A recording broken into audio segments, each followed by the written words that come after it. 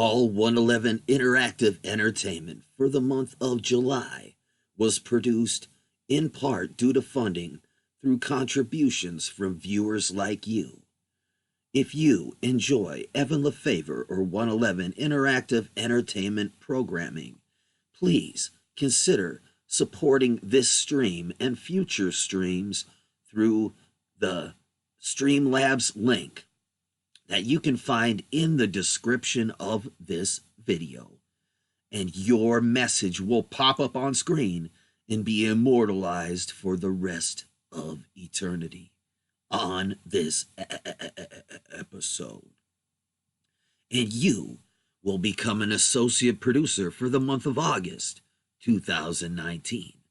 As long as we meet our $111 donation goal every month, we will be guaranteed another jam-packed month full of 111 interactive entertainment and Evan Lefavor content.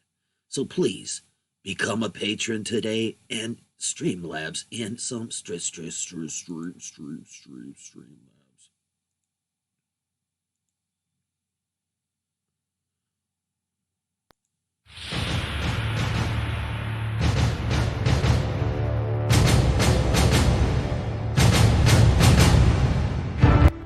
My name is Arnold.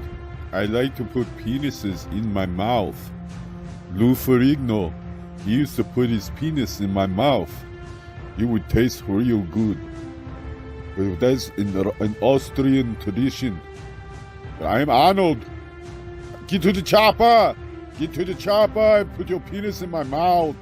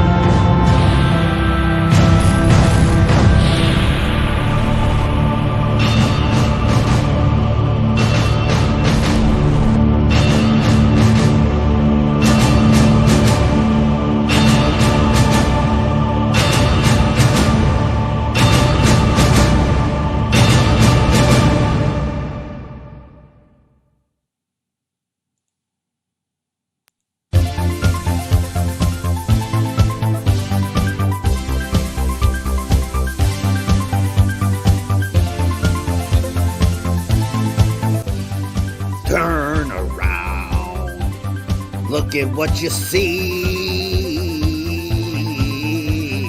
in her face, the mirror of your dreams.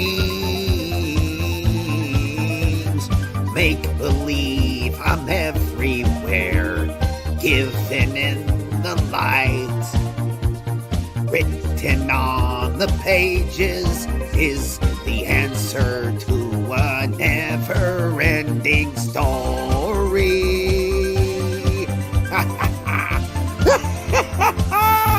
A never-ending story.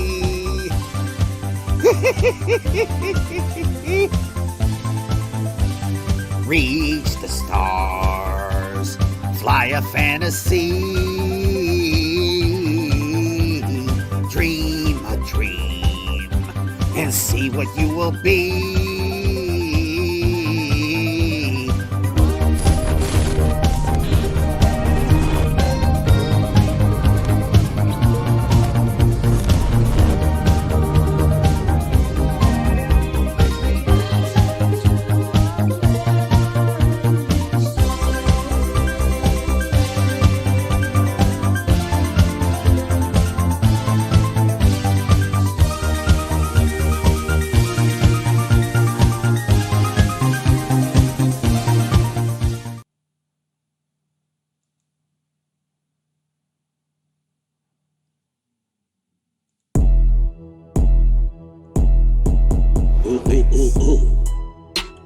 is this? What is this? Ooh, ooh wee, Tuesday night, Evan Lefavor, Evan Lefavor, 111, Evan Lefavor, 111,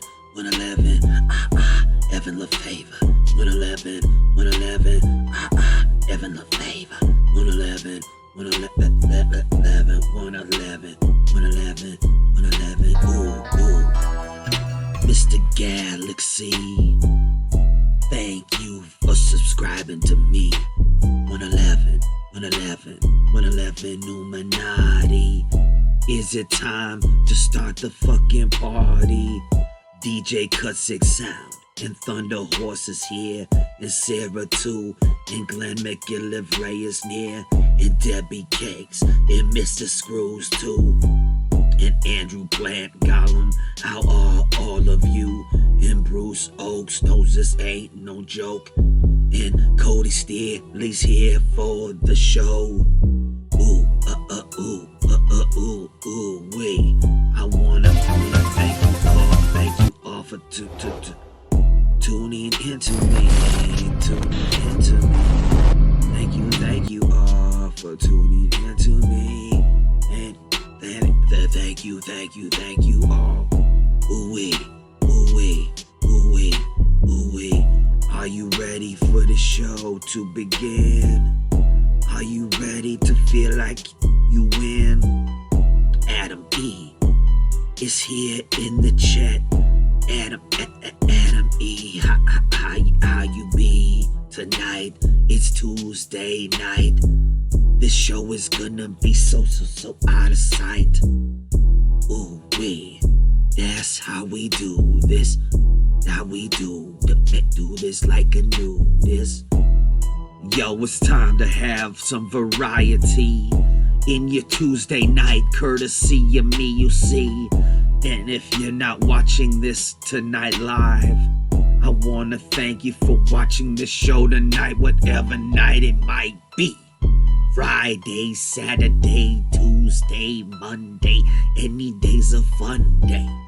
When you throw on a 111 interactive entertainment show, the time goes flowing by, cause you're having so much fun. When you're watching Evan Lefavor get some shit done, that's what we do. We come here to make the truth real clear. Yeah, it's time for us to go to the next plateau. Hootie hoo, are you ready to celebrate tonight? To celebrate tonight on the show. Tonight, before you go. Tonight.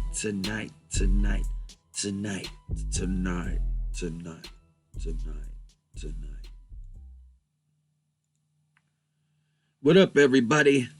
What up, everyone in the multiverse and beyond? You know what? I'm gonna get it real dark in here. I'm gonna get it as dark in here as I can, man. What's up, everybody? Are you excited? Are you fucking excited, y'all? The 27th of this month, the one time only Patreon exclusive This Is Not a Show with Evan Lefavor live event, y'all. The show's so fucking wild, so crazy, that it has to be deleted immediately after the show goes off the air. So you only get one chance. One chance. There's no replays of this show, y'all. There's no replays of this pay-per-view event. Only patrons can see this show, and they can only see it on the 27th of July. There's no fucking replays.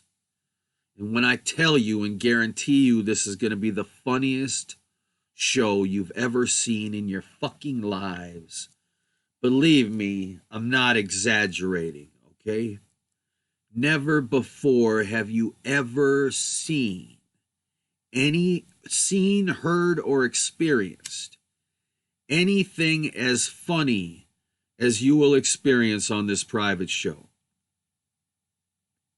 This I will guarantee you, your jaw will be on the floor.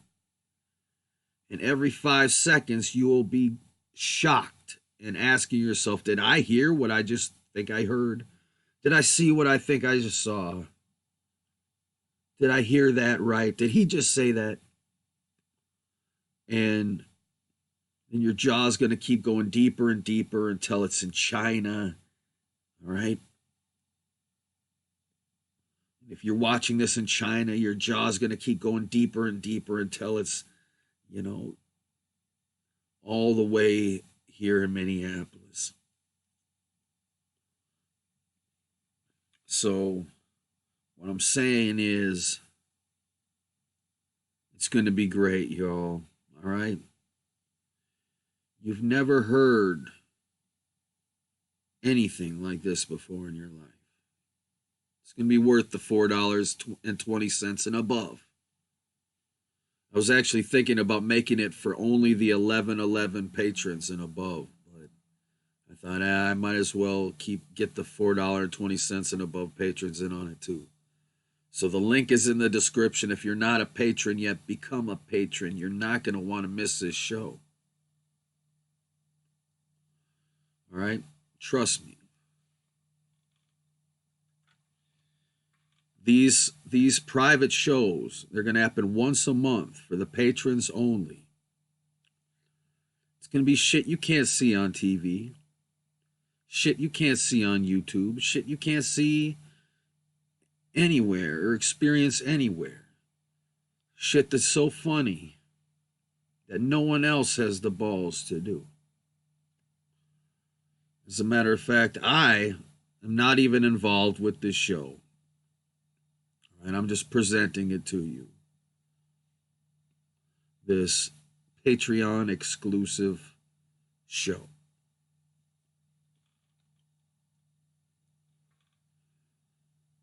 But the hosts I have lined up for this show, you're going to love them.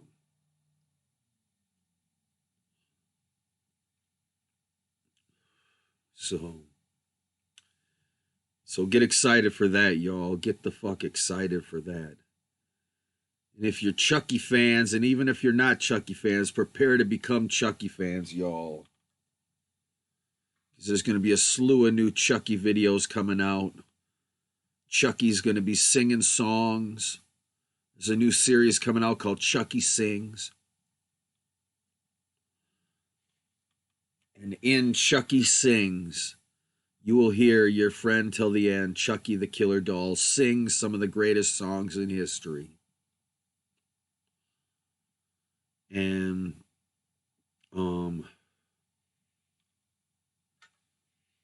there's also a new segment coming out called Chucky Says. And on Chucky Says, Chucky reacts to different shit, like different things going on in the news, different news stories, different viral videos, different memes. Whatever the case may be, Chucky is going to have his own show reacting to shit called Chucky Says. And there's all kinds of other cool Chucky shit coming down the pipeline, y'all, including a Chucky Patreon tier on my Patreon that will allow you to get a personalized message from Chucky every month if you join the Chucky tier. Not only will you get exclusive access to Chucky videos that no one else gets access to, like episodes of the comic book and other cool things, Chucky videos. Whoa, just keep that in mind. Isn't Justy a beautiful bird? Oh man, just for that, I'm going to have Chucky make a video for Dusty the Cockatiel. You just keep that in mind. Just keep that in mind. There's a Chucky video coming just for you, Dusty the Cockatiel, because there's a certain killer doll that needs to tell Dusty something special.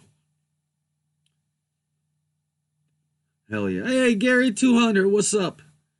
And Sarah, contact me if you want me to send you those Patreon pictures hit me up with your mailing address somehow. Hit me up somehow, either on Patreon or some other social media or something. I'll get you those pictures in the mail. But yeah, you guys can get hand-drawn pictures from your friend forever, Evan Lefavor, by becoming a Wishmaster on Patreon. 1111 for 1111 a month. Each month you sign up for this perk, you get at least one hand-drawn picture by me. All right. So you get a nice envelope in the mail filled with hand-drawn art from your friend forever, Evan Lefavor. One-of-a-kind hand-drawn art. It's worth the price of admission. Plus you get the private shows and all kinds of other good stuff, including Evan Lefavor Live is coming back to Patreon only. So it's going to be awesome, y'all. If you are a fan of Evan Lefavor Live, or even if you have never seen it before, you're going to be able to see all the old episodes of Evan Lefavor Live on Patreon exclusively. Coming soon. So get ready for that. So I'm going to start adding more and more value to the Patreon experience. Patreon. So I want to thank everybody for the support. But yeah, so I have a couple other updates, y'all. Speaking of Chucky, as you may know, I was planning on pitching a sequel to Child's Play 2019 to MGM Studios. And I actually had a really killer idea for the sequel that you can hear my idea for the sequel. Maybe we'll watch it later tonight on the show. We'll see. It's called Child's Play: The Chucky Project. It is the sequel to Child's Play 2019.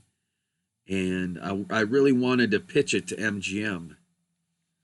But the problem is MGM is kind of just taking... I'm getting the feeling that they're going to just take the money and run on this one, because they actually had to spend a lot of money on lawyers. They had to hire lawyers to meticulously go through everything in the script and make sure that none of it resembled in the slightest anything in any of the other Chucky movies made by Universal Studios, because they didn't want Universal Studios suing them. Because legally, they cannot put anything in their Chucky movie that's been in the sequels made by Universal. So this was such a headache for MGM, in fact, that I believe it has deterred them from wanting to pursue a sequel, even though Child's Play 2019 has been the highest grossing Child's Play movie at the box office so far in terms of opening weekend, and I think in general.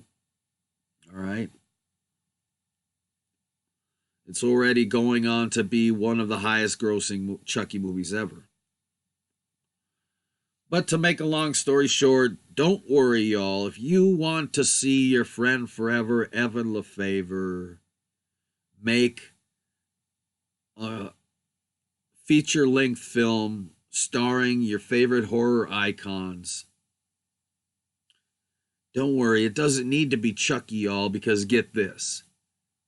I am working on an epic pitch that I am going to be pitching very soon.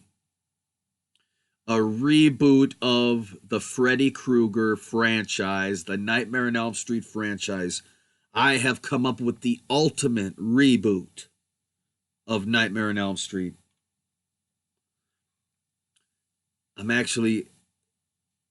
It's going to be a trilogy at least a trilogy, okay? And the original film was called A Nightmare on Elm Street. Well, this is called Nightmare on Elm Street. Just Nightmare on Elm Street. No A at the beginning. And I'll tell you a little bit about it, y'all, but it's going to be a trilogy, so, there's an overarching, long-lasting narrative going on here, but it's essentially, and I hate to do this because it's so cliche right now. It is the most cliche thing you can do in 2019, but I'm doing it anyway. Nightmare on Elm Street, the reboot that I'm conceptualizing and pitching, is essentially going to be Goonies versus Freddy. That's right. That's right. We're returning Freddy to his roots in this film. Freddy Krueger is not a pedophile. He's, as they tried to make him in the remake, the horrible 2009 remake. All right? He is not going to be a pedophile. So he's going back to being a child killer. He kills kids. Okay? So instead of his victims in the movie being a group of teeny boppers, his victims in this movie are going to be younger kids around the Goonies age. All right, Goonies. So it's going to be like the Goonies versus Freddy.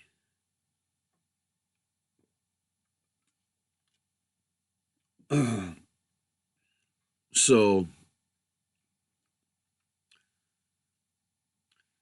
the movie, so it's gonna, so essentially think of it like It meets Freddy Krueger. All right, it's It meets Freddy Krueger, and let's see here.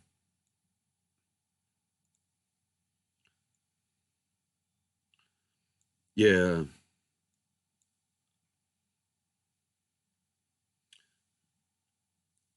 Yeah,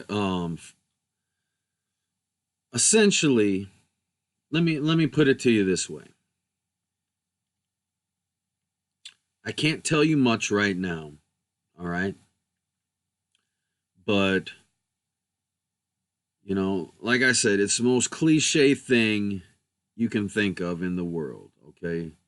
Right now, the most cliche thing you can possibly do is um the most cliche thing you can possibly do at this point is make anything involving a ragtag group of kids, Goonies style, Stranger Things style, It style, you know. But hey, if it works, it works, all right? And we're in the movie business to make money, right? So I think that the people who own the rights to the Nightmare on Elm Street franchise and Freddy Krueger are going to enjoy this idea for this reboot that I'm pitching to them. And so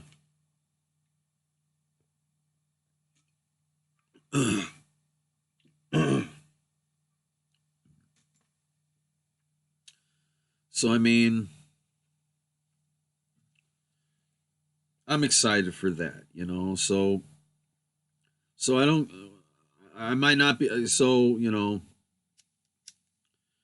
I was a little upset at first that it seemed like MGM was not going to want to pursue making a sequel to Child's Play. But um it's time, you know, it's time for a reboot of Nightmare on Elm Street. It's time. It is time for a reboot. So, what do you guys think? What do you think of that idea, huh? Any Nightmare on Elm Street fans in the chat?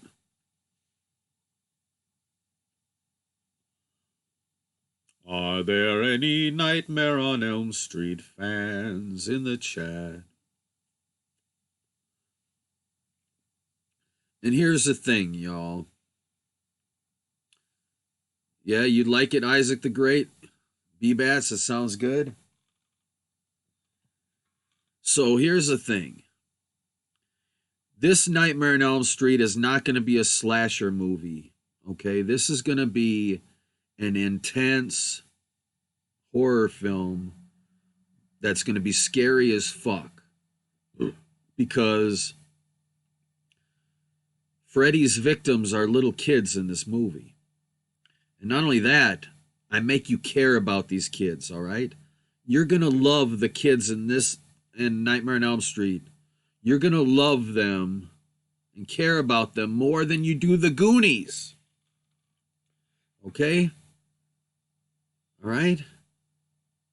If you had to choose between the group of kids in my Nightmare on Elm Street and the Goonies, and you had to choose one group gets to live and the other group gets dropped into a volcano, you would choose to drop the Goonies into the volcano 11 times out of 10. Because the kids in this Nightmare on Elm Street movie, you're going to love them so much. You're going to want to see them live. You're going to want to see them beat Freddy. You're not going to want to see them die. And when they're put in these perilous nightmare situations, you're going to be scared shitless. All right? Not only, you're going to be scared shitless on multiple levels, okay? You're going to be scared shitless because, A, you care about these characters. You're going to be scared shitless, B, because you are seeing horrific shit happen. The stuff that happens in these nightmares is not like schlocky shit. The nightmares I have come up with for this film are the stuff of nightmares. I know that sounds stupid to say, but like when you watch this shit, these nightmares are going to creep you the fuck out. They're going to scare you and they're going to make you go, wow, if I was in this situation, I would be scared shitless. So you're wondering, what about Freddy Krueger, okay? Here's what happened with Freddy Krueger in the remake. He ruined it, all right? The Freddy Krueger kind of ruined it because he didn't look like Freddy, and, you know, it just was off. They fucked up the character in many ways. But this time, you know, I'm going to make, you know, Freddy's more in the shadows in this one for a while. Because I want, you know, I want him to be like this dream demon, this god, you know, he constructs these nightmare scenarios. But the actor I want to portray Freddy, the one I have in mind is Bill Moseley. Bill Moseley is the actor I want to get to play Freddy in the movie. And I want to take the aspects that we love about Freddy, like the one-liners and the wisecracking and shit. I want to stay true to that, but I want to do it in a scary way. So now he's saying funny one-liners, but it's like, holy shit, this is scary. You're like, holy fuck, this is creepy. And Bill Moseley's one of the few actors who can pull that off. And if you don't know who Bill Moseley is, he played Chop Top in Texas Chainsaw Massacre 2. And he plays Otis in The Devil's Rejects and House of a Thousand Corpses, the upcoming 3 from Hell. And he's been in a few other things. And he's a great character actor. And yeah, I think his personality, you know, because it's gonna be kind of a mystery. The kids are, because all right, the movie it takes place in a an orphanage foster home where these kids are all living together, and they start getting terrorized in their dreams by Freddy Krueger, having these nightmares, and one of them dies, and shit starts getting serious. And they know that something weird's going on, and they're looking into it, and they're trying to research what's going on. And they find out that all their parents were murdered, or not murdered, but they all died in mysterious ways. Each and every one of their parents died in mysterious ways. Then later on, the kids find out that their parents killed Freddy Krueger because he had killed their older brothers and sisters. And this is a big, you know, but I don't want to hinge it too much on this mystery of who Freddy is and shit. Like, I just want it to be a scary ass movie, you know, and I want to make Freddy scary again. Okay, so there's not going to be a, you know, a shit ton of one-liners. But when they do happen, you're like, holy shit. You know, they're going to be holy shit moments.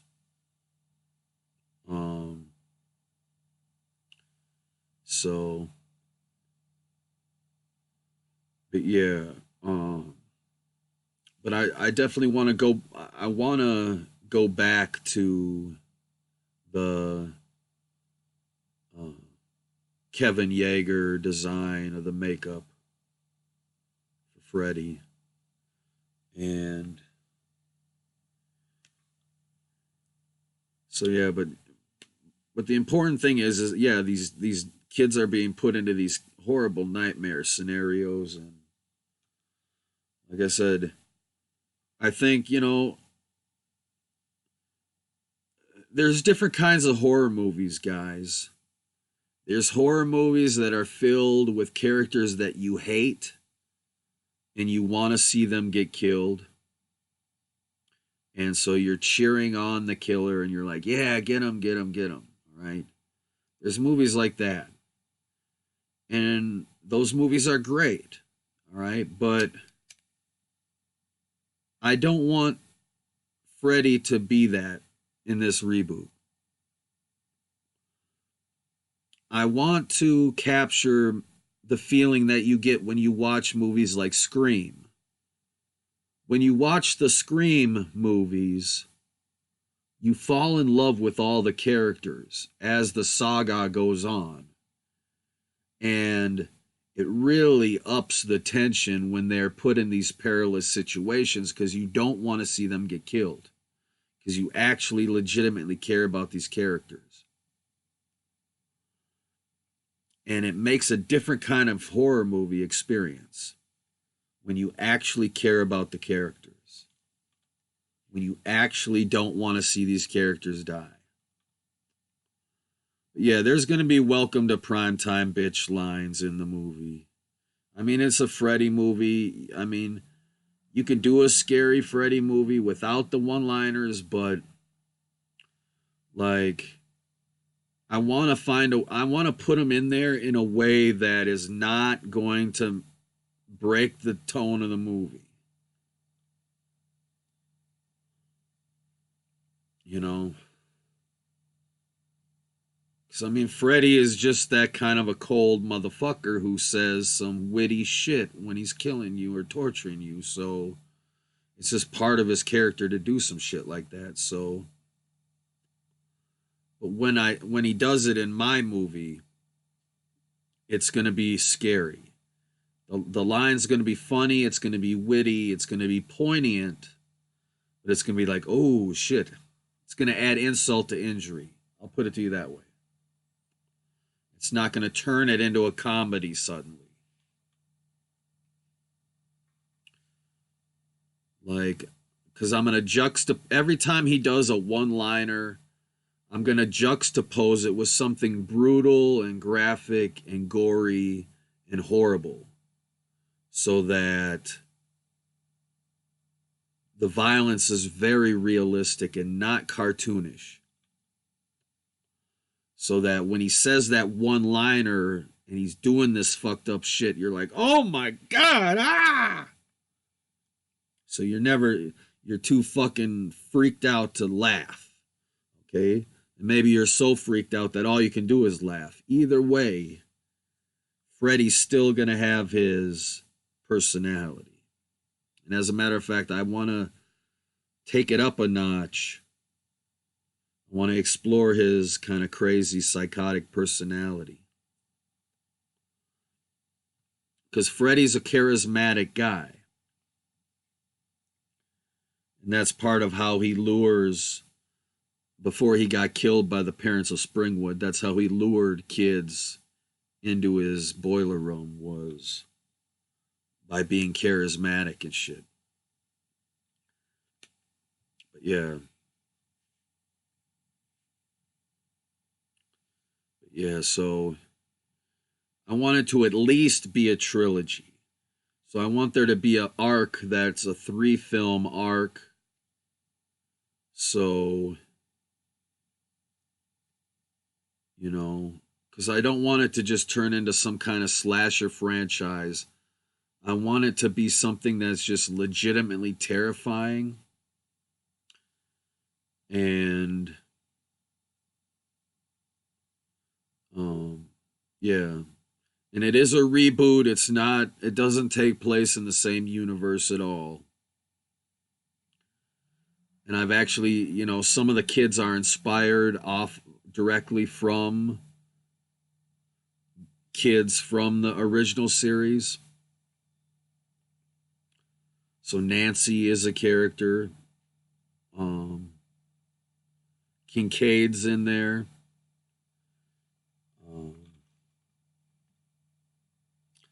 So these characters,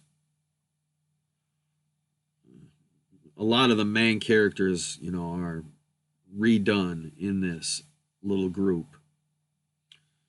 So it's going to be good. It's going to be good, guys. Because the key to doing Freddy right is just to really do some really good nightmare scenes. That's the key. Because, I mean, yeah, you can do those popcorn Freddy movies and do the wisecracking, haha, this is a slasher movie, a bunch of teens are going to get killed off one by one. Like, you know, a rehash of every other Freddy movie. Or you can do my idea, Nightmare on Elm Street, and it's Goonies versus Freddy. A group of kids, all right? Well, you've seen the remake of Child's Play 10 times. Good for you, slasher fan. That's awesome, man. But yeah, so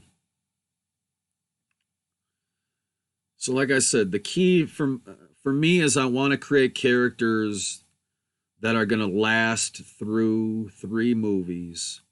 Some of them are going to die along the way, and when it happens, it's going to be fucking tragic, and you're going to feel it. It's not going to be some fucking slasher movie shit. Okay? This is not a slasher movie. This is Nightmare on Elm Street.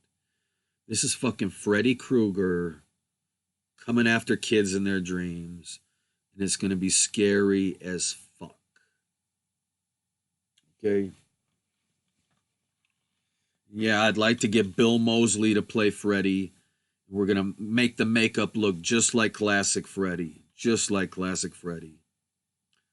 But he's going to be even more psychotic and maniacal. So, yeah, the dreams. Oh, the dreams are so scary. Like, there's this one where this little girl, like, is trying to get to sleep, and she looks up and she sees this glimmer on the ceiling, and she looks over the side of her bed, and her bed's just floating in this ocean. And it's just like this cold black sky, and like her bed's just floating on water. And she's like, what the fuck? And like all of a sudden she starts seeing like the water rippling and swirling around her, and like it's like there's something huge under the water underneath her bed, and she doesn't know what it is, and she doesn't know how she's there.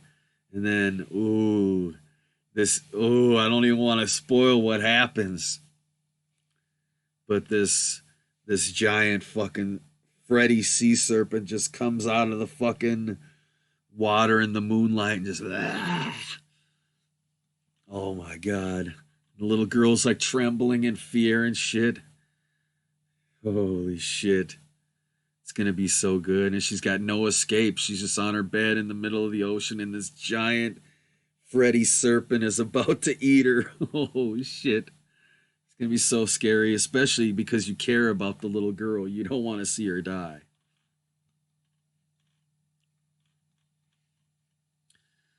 Hell yeah, you'd like to see my sequel to Child's Play Slasher Fan? Thank you, man. Yeah, that would be good, wouldn't it? I'm Skynet, bitch. Hell yeah.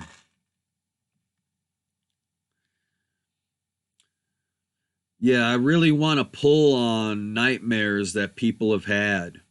Real nightmares that people have actually had. And scary scenarios, and just shit that's just would be scary to be stuck in these scenarios, and just visuals that can just scare the audience just by seeing it. Like that's really what I want to invoke here with this. So yeah. So anyway, so that's gonna be good, y'all. Nightmare on Elm Street. It's not a Nightmare on Elm Street, it's just Nightmare on Elm Street. And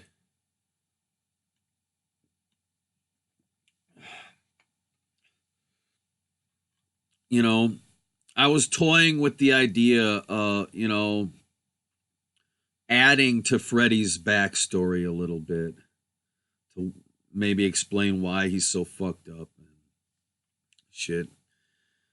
If they didn't give him enough backstory the way it is, but it's just gonna be it'll be a fun movie. It'll be a fun one for the kiddies. Yeah.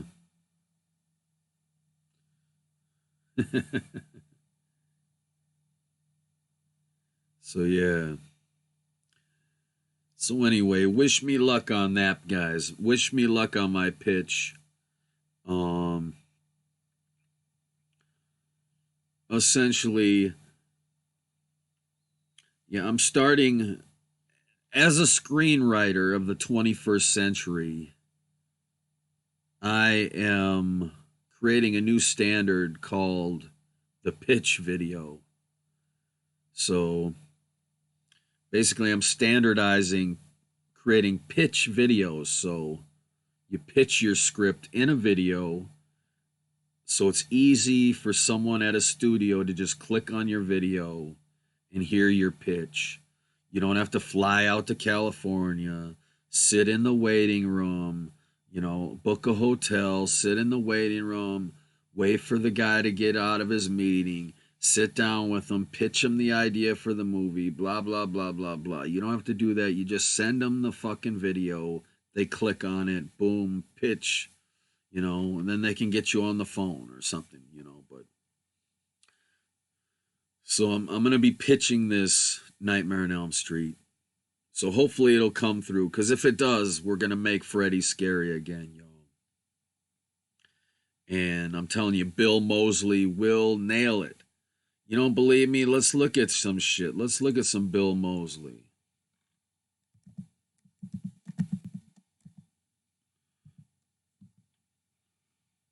Let's look at some Bill Moseley. Bill Moseley, Bill Moseley. Minimums and fees seem to be the foundation. Let's check them out, y'all.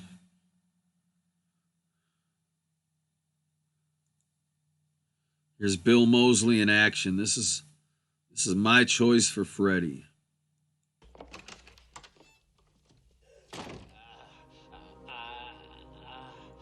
And if you have seen Child's Play the remake, this is who Chucky learns to kill from. This is who Chucky idolizes and becomes a killer from patterning himself after.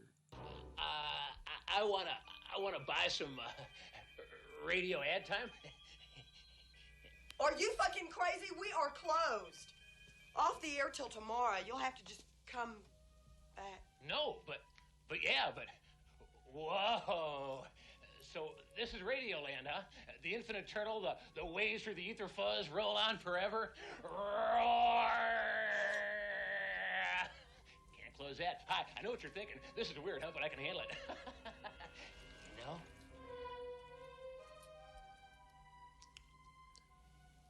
You're my fave. Me and Bubba, my little brother, we listen to you every night. Music is my life. You know, you're my fave, but I get too embarrassed to phone in my request. It's too disembodied, you know. Ooh, what do you guys think, huh? Isn't he perfect for Freddy? But now that we're here in flesh and blood, I could maybe make a request and it'd still count, huh? Sure. Hmm? Well, what about Iron Butterfly? You know, like In a Vida de Gata, baby. Oh, it's heavy. Yeah. Yes. Yes. Yes. He's perfect for Freddy. I'm telling you. Telling you guys. And yeah, so I want the audience to be scared of the new Freddy. But I do want hardcore horror fans to fall in love with the new Freddy too. So I think Bill Moseley will pull that off. Only Bill Moseley can pull that off.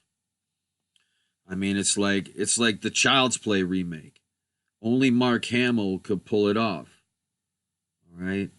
You got to get someone else to fill the shoes of Robert Englund. You got to get a horror heavyweight like Bill Moseley. Duh. You got to do it, y'all. You've got to do it. You've got to do it. You've got to do it. But I'll be right back, y'all. I will be right back.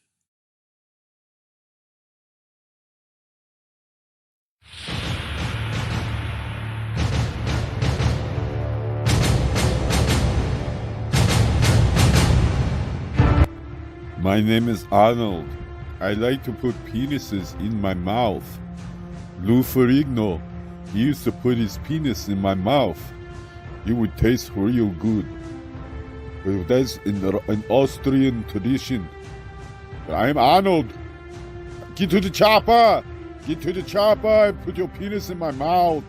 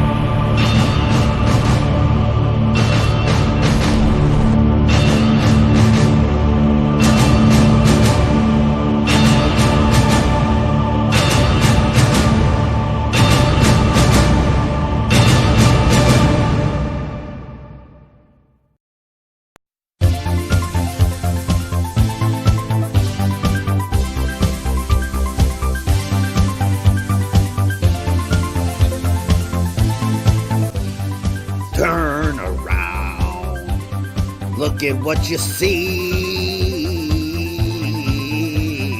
in her face, the mirror of your dreams.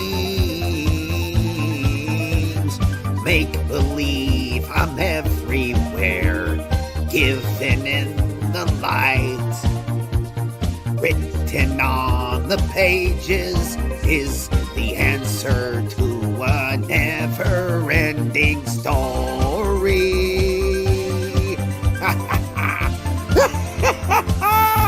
A never-ending story.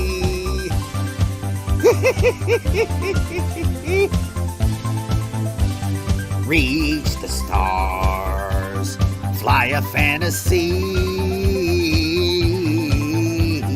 dream a dream, and see what you will be.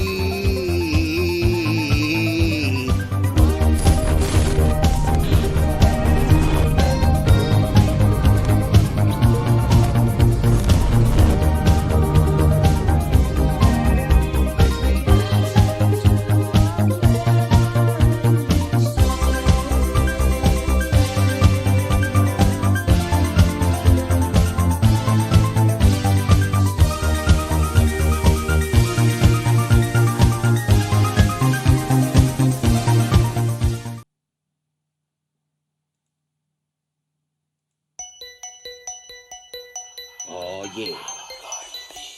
Are you ready? Are you ready for 111 interactive entertainment?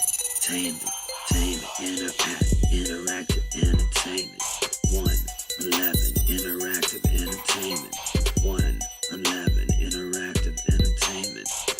Entertainment, interactive entertainment. Oh yeah. It's about to get real good. Can you handle it?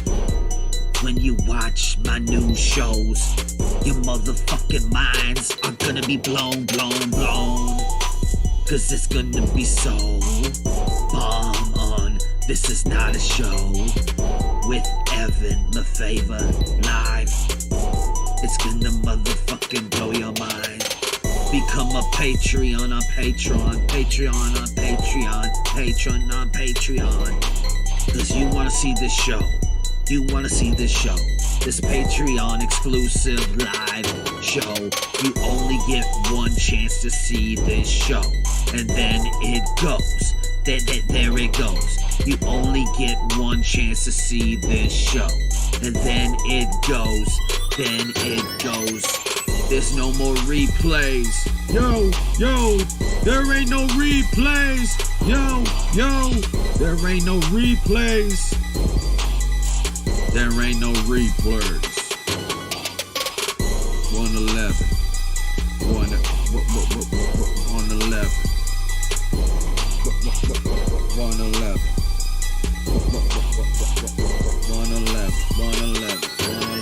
Yo. Where my 111's at? Do you wanna win this 111 hat? Do you wanna know how you can get this fucking 111 hat? Cause this hat's the shit. All you gotta do is Streamlabs in $111 in a donation and you'll get this hat. Oh yeah. It'll be my pleasure. This hat is the bomb. It's made out of real leather. And inside, it feels nice. It's so nice. It even smells nice. 111. Where 11's at? Where my 111's in the chat? 111 hat. All you gotta do is Streamlabs in 111 and you can begin. 111. 111, 111, 111, 111, y'all. You can do this like a nudist. You can do this, yo. It ain't so funny, y'all. Yeah, we doing a fundraiser, y'all. That 111 hat could be yours, y'all. That 111 hat could be yours and you could help save my life. Your king is in dire need of help. You understand? I need some help, y'all. If this mom made a phone Oh, plan, shit.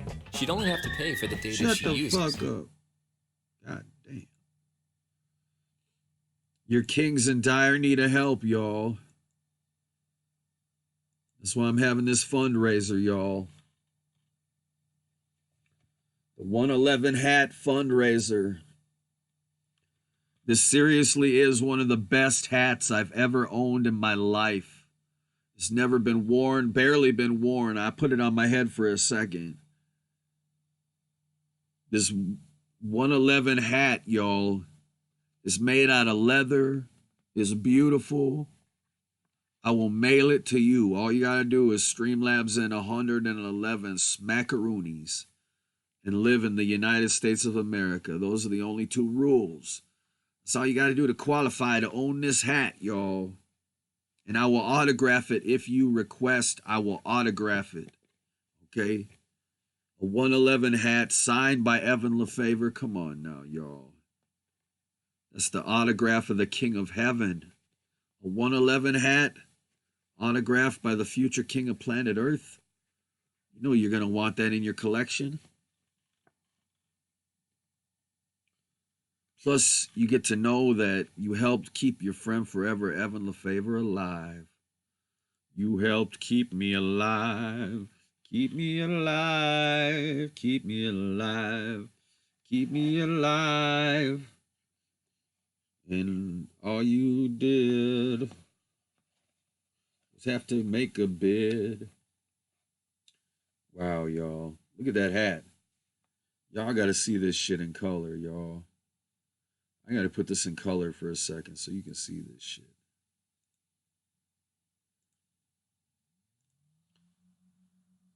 This hat is worth every penny, y'all. Look at that. Look at that beautiful blue hat. Look at it. Wow. Wow. Oh, and it smells like leather, fresh leather. Wow. And it's all like dank inside. It's all plush. Dang. That's some good shit, y'all.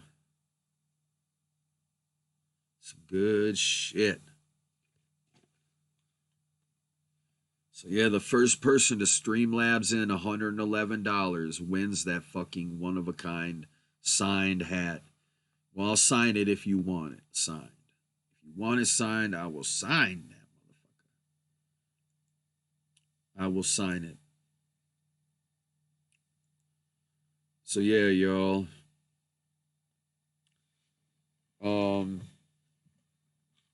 It's gonna be some good shit coming, y'all. Like I said, this private show, this Patreon exclusive show is going to blow your minds.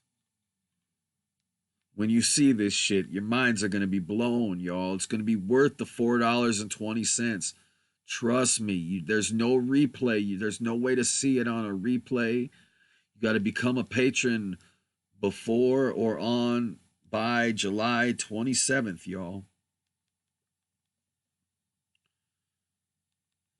That little thing with Arnold Schwarzenegger, that's just a taste of the depravity you're going to experience. It's just a taste of, like I said, your jaw is going to be on the fucking ground and you're going to be laughing. You're going to be in disbelief and laughing. And you need that. Trust me, you need that. In this fucking world ruled by political correctness culture.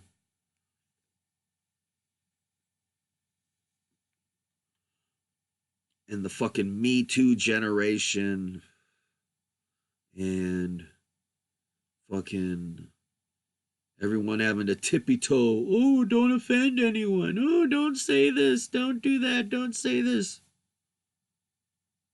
If you're sick of that shit, go to my Patreon, sign up, $4.20, y'all.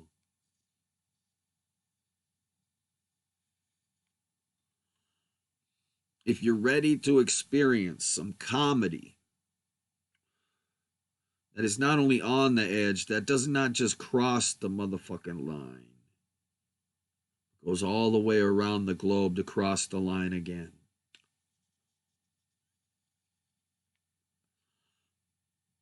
Okay. Will show that, you know, because I know you guys are sick of this shit. Same old bullshit.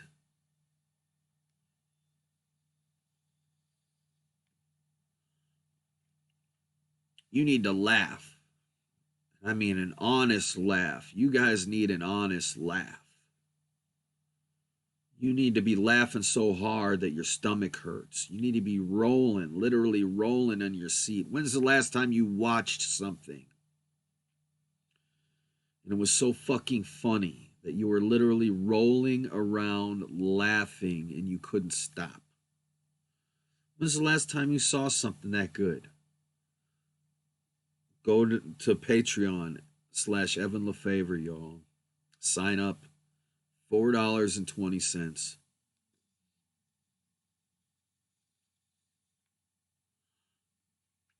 July 27th. Your minds are going to be blown. I can't take credit for any involvement in what you're going to watch, but all I can do is guarantee you that it's going to blow your minds and you're going to laugh. Not only is it going to be the funniest thing you've ever seen, but it's going to be absurdly profound at the same time.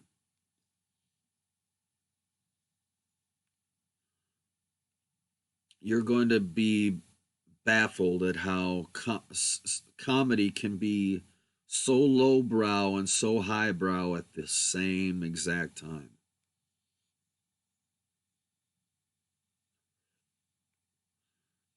You know what, Slasher fan? They cut out a whole scene in Child's Play at a burger joint. Chucky killed some people at the restaurant. And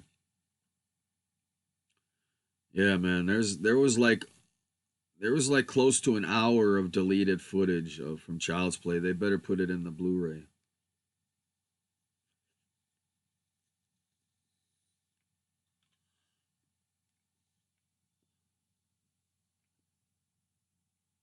But yeah.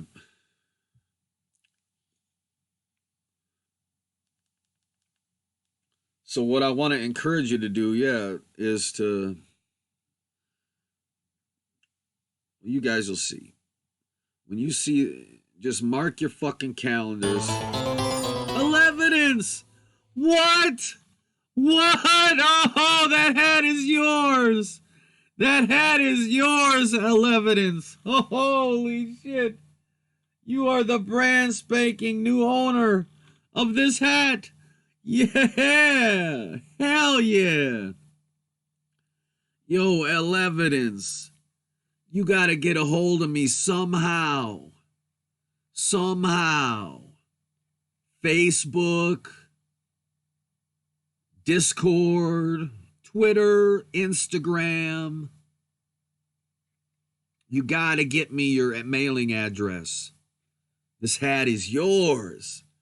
And let me know if you want me to autograph it. I will autograph the hat anywhere. Anywhere you want. You want me to autograph the inside? I'll autograph the inside. The outside, I'll autograph the outside. You want it as is? I'll leave it as is. Hell yeah. You are the owner of this 111 hat. So yeah, hit me up. You follow me on Twitter? Okay, you cool. Hit me up on Twitter. Just give me an address, give me a name. I will mail this out. I will mail this out.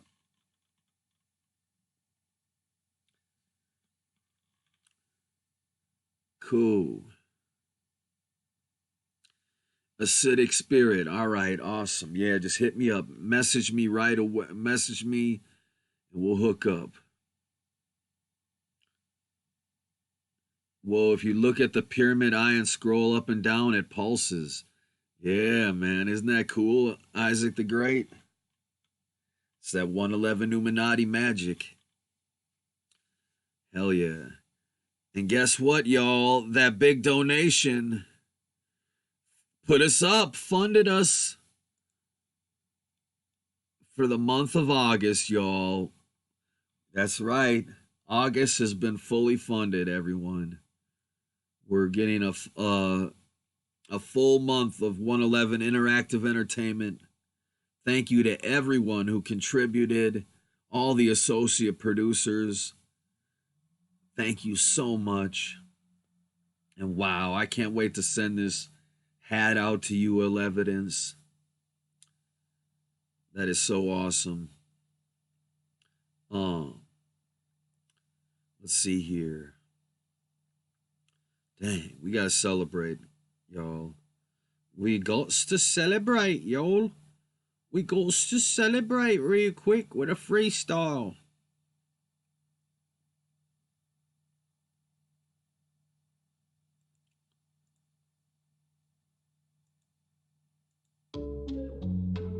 Ooh, I know, ain't that a bomb hat? I'm telling you, this hat is off the chain. Do you know what I'm saying? This thing is leather, and it's the bomb. This is a hat you can have for your whole life long. Now you're part of the 111. Evidence 111. Now you're part of the 111 forever, forever, friends forever. Yeah, now we're connected. Everyone around the world inspected. Don't you see? It's the 111.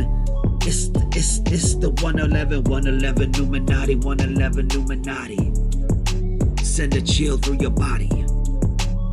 It's all connected. It's all connected. It's all connected. We're all connected. Yeah.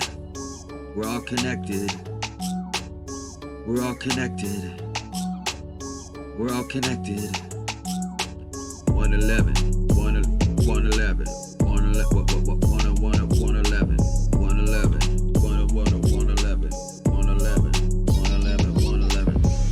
It's time for us to band together and save everyone alive.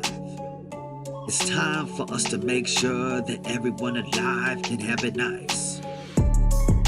Cause we gotta save the world. To be the heroes that save every boy and girl. Cause that's what we do. We are Love Club. And we love all of the above and all of the below. That's why I do these shows. So everyone can know that it's time for us to go. Go to the future, that's what we are. And everyone alive really is a superstar. And it's time for all of us to shine. Cause everyone alive is a friend of mine. And it's time for us to do what we gotta do to make everyone's dreams come true. And we gotta dance and shake our booties, and you know it's true. Booty hoo. And celebrate so everyone can have it great. That's what Evanism is all about. Dante Estelle knows it well, and Sean knows it's on, and Slash a fan knows that it's time to understand the Evanism. And Nightbot is there with that Evanism, and God asks, it's not time to relax. It's time for everyone to show a 111 in the chat. It's time for us to celebrate. It's Tuesday, and it's time for us to move to the beat. Ooh wee, y'all. Ooh wee. Guess what? For the middle class of the world. We're in a crash. Hi, I'm Brian Rose. Recently I sat down with Robert. Recently I sat down and fucked up my show. How they gonna fuck up my show like that? How they gonna do me like that? Yeah, y'all. Wow. I'm out of drinks, y'all. I gotta get a drink. I have to refresh myself. I'm parched. I'm freaking parched, y'all. What do you guys want to do, huh? What should we do? There's multiple things we can do, but I want you guys to think about them while I'm gone. And when we get back, we're going to have a vote on the direction that the rest of the show is going to take. All right? So here are some of our options. Option number 1. We can watch old Evan Lefavor videos. That's right.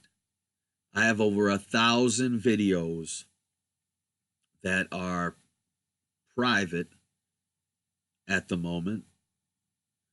And I have access to all of them for us to watch on demand. We can choose from them to watch a classic video, or we can watch episode 0 of Evan and Chucky's Excellent Adventures together, and I can give you my real-time commentary and making of commentary over the film. Or we could watch my idea for the sequel to Child's Play. Or we can watch something on YouTube. It's up to you. You guys think about it. You think about it while I'm gone. I gots to get me something to drink, y'all. I got cotton mouth like a motherfucker, man. I swear to God, man. Cotton mouth like a motherfucker. When I get back, y'all gonna be in for some serious shit. You heard me? You heard me? Y'all are going to be in for some serious shit. You're gonna be in for some shit. Some shit. Try not to vote till I get back, y'all. Think about it. Think about it. Yeah, we're going to put on a private video right now. We're going to put on one of these here private videos. One of these here Evan Lefavor videos. What kind of Gildar video you got, motherfucker? What kind of video? Whoa, guys. Oh my God, I've lost subscribers, y'all. I've lost... Oh my God, I lost 7 subscribers. Oh God, it's the end of the world. No. No, God, no. Whatever you do, keep it above 9,000. If it drops below 9,000, I just don't know what I'll do. God, oh God. Oh. All right. Let's take a stroll down memory lane. Let's take a stroll down memory lane. We're going to put on a classic video, y'all. Yeah, I still need to go get something, but I'm going to put on a video. I'm going to put on a video for everyone to watch. I want to put on a video for everyone to watch. Let's see here. So many fucking choices, eh? Dirty fucking motherfucker. All right, man. I think this is the only one I can do, man. Hey, what's up, everybody? Back on the camera again. But how can you escape them these days? Not that you have to, just whatever the fuck that means. Anyway, you want to see how free we are? And think about what happens when you have to take a pee. That's all I gotta say. Check this out. 1, 2, 3. Yeah.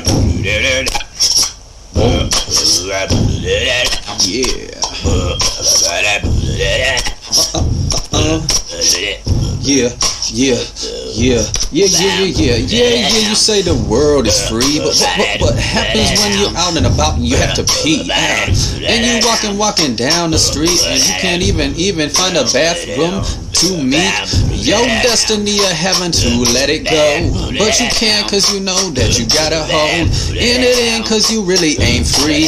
That's why you got to do the pee-pee dance, yeah, do the pee-pee dance, do the pee-pee dance, yeah, do the pee-pee dance, do the pee-pee dance, do the pee-pee dance, yeah, cause the world ain't free, yeah, yeah, do the pee-pee dance, do the pee-pee dance, do the pee-pee dance, yeah, do the pee-pee dance, do the pee-pee dance, yeah, do the pee-pee, cause the world ain't free, yeah, you can walk down the sidewalk just holding on to your cock, trying to stop it from spouting, while you about to be shouting, yo, who knows where the bathroom at, oh, I don't know, but I can't find my spot to pee because I got all these cameras watching me, and it's illegal, but I'm walking down the street next to a beagle who bends over, and you know I've been listening. I heard the water falling, all of a sudden he be pissing into the street. I'm like, dang motherfucker,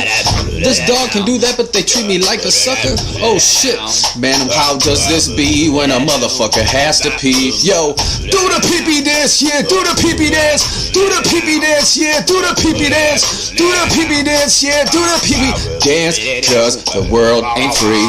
Ooh. Do the pee-pee dance, yeah, do the pee-pee dance, do the pee-pee dance, yeah, do the pee-pee dance, do the pee-pee dance, cause the world ain't free. Yeah, then you find a bathroom finally, and you find all shit on the seat, and you're like, oh dang, why did I have to wait just to find this thing? Oh, and then someone knocking on the door, oh, and you're like, I don't take this shit anymore, and you go out and you see what it is, and it's some motherfucking cock trying to walk the walk and talk the talk. What? Trying to say that he saw you out trying to pee, and then he's gonna put you in the back of the squad car, but didn't let you pee yet, and you go far, and you're like, oh man, I should have just done the pee-pee dance. I should have peed in my pants. Do the pee-pee dance, do the pee-pee dance, do the pee-pee dance, cause the world ain't free. Do the pee-pee dance, yeah, do the pee-pee dance, do the pee-pee dance, yeah, do the pee-pee dance, do the pee-pee dance, yeah, do the pee-pee dance, cause the world ain't free, yeah, freestyle. It's so annoying, yeah, pretty soon they're gonna charge you for a credit card just to use the toilet, ooh. Yeah, do the pee-pee dance, ooh, yeah, do the pee-pee dance, ooh, yeah, do the pee-pee dance, cause the world ain't free, when you got to pee, don't you see, easy as a 1, 2, 3, bow, thank you, bye-bye, I gotta go pee, whew, you gotta get your inspiration from somewhere, alright then.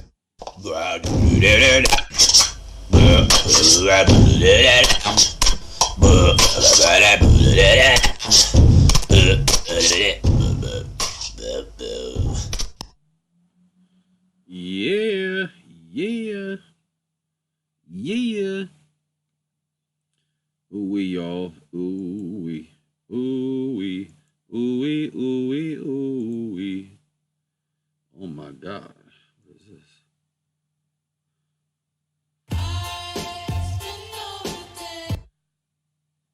Chat is disabled for this live stream.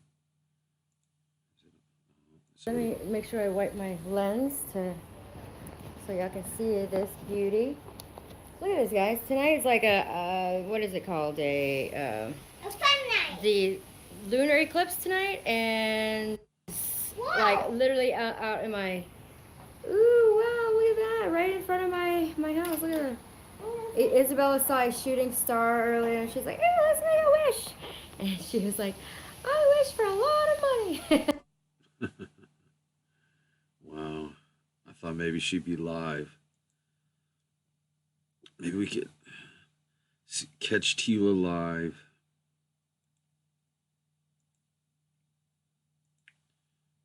Damn it. So what do you think, y'all? What should we do? What should we do? What should we do? Should we look at some old video, y'all? What do you want? Vote in the chat. Vote in the chat where you want the show to go at. Should we all watch old videos? Or should we do something else with the rest of the show? We could do a commentary on that Chucky video that I made a while ago. That fan film, give you some insight how I made that video in a few nights.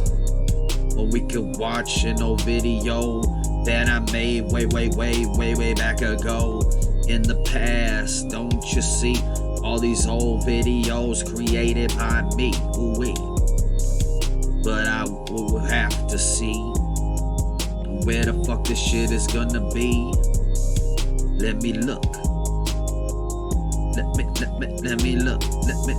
Let me look. Should we call up Mario's rehab and see how he's doing? Make sure he's got Jesus in his heart from the start. Jesus from the start. Jesus in his heart. Yeah. Do you got Jesus in your heart?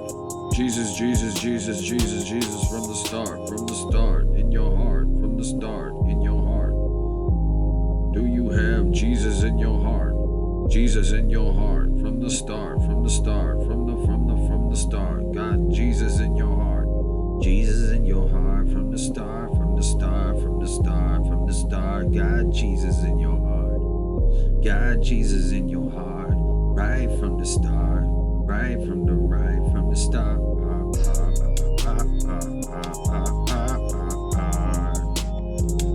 Got Jesus in your heart, right from the start.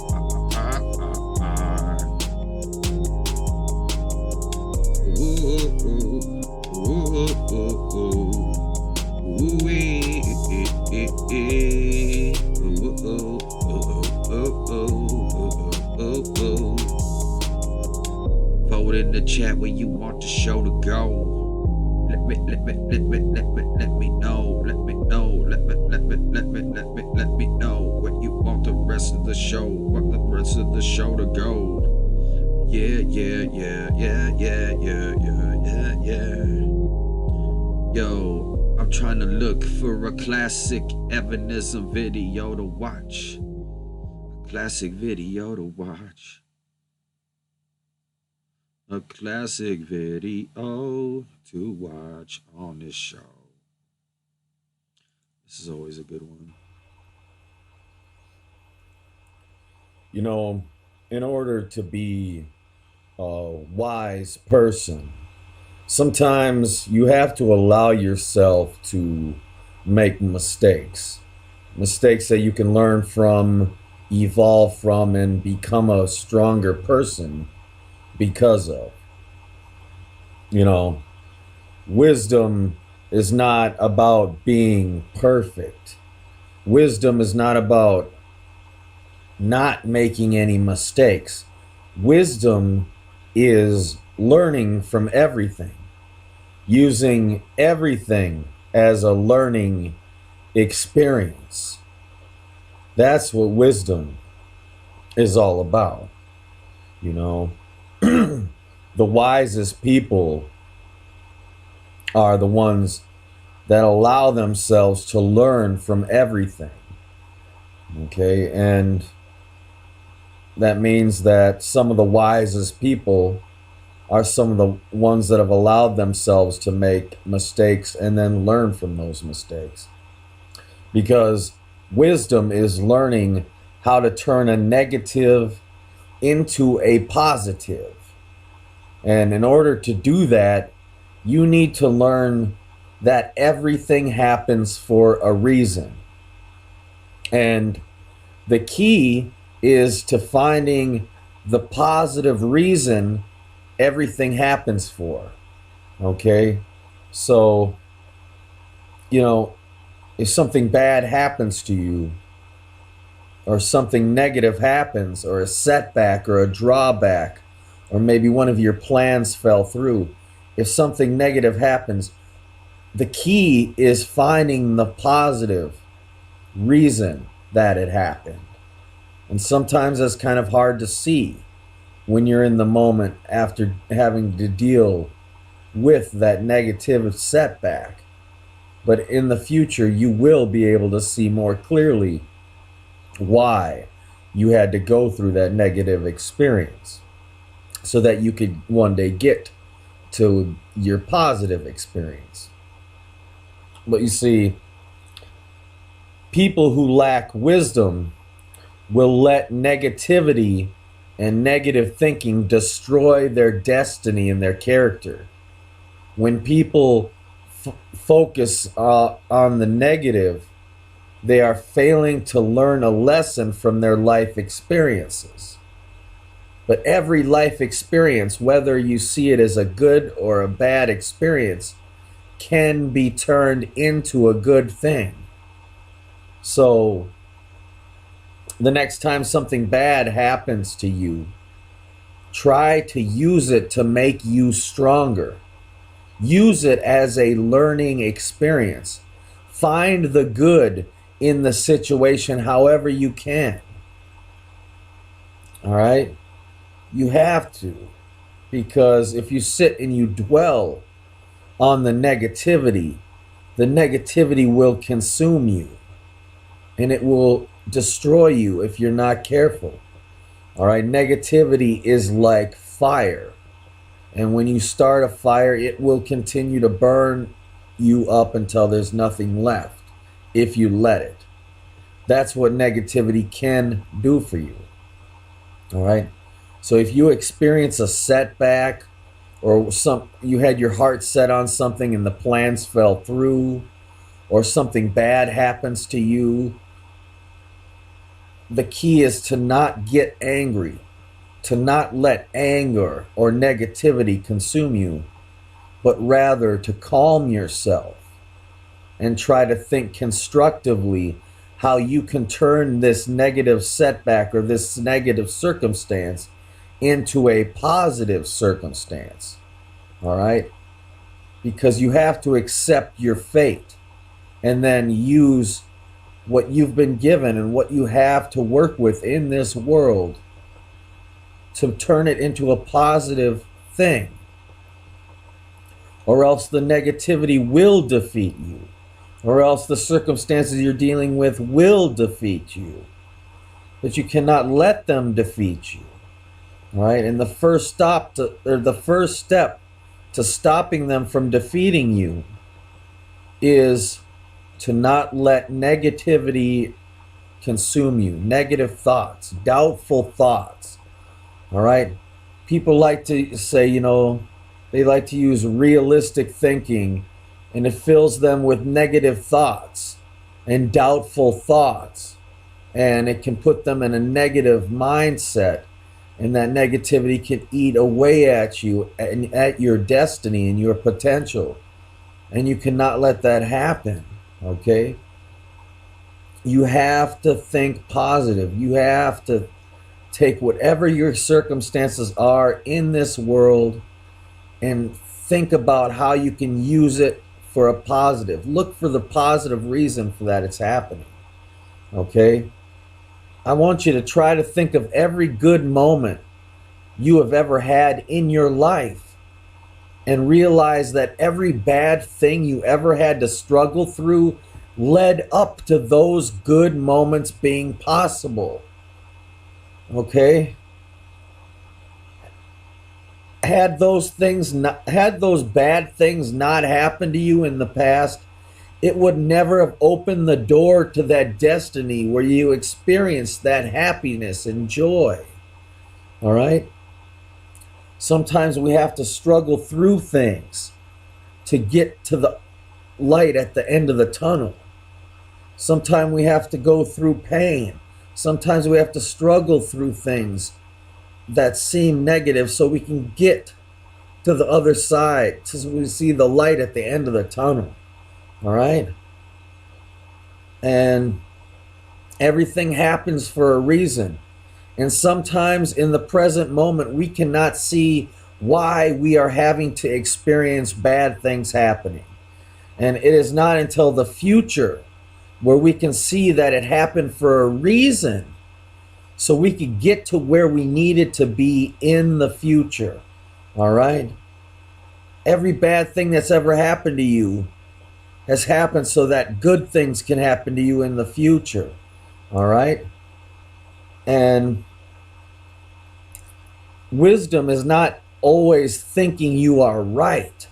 Wisdom is having the courage to see and admit when you are wrong and learn from your mistakes and do something to change yourself, to become a wiser person, to become a better person, to evolve who you are as a person to a state of being a wiser, more compassionate being. All right, so that you can better make your dreams come true. All right, you've got to use it to anything that as a learning experience to grow, to become even better version of yourself. All right, because everything you experience in your life is a learning opportunity for you. All right, everything, every mistake you make, every time you do something wrong, every time something bad happens to you, it's a chance for you to learn valuable lessons about not about how to become a better person, or to understand that you have to get through these tough times to get to the better times.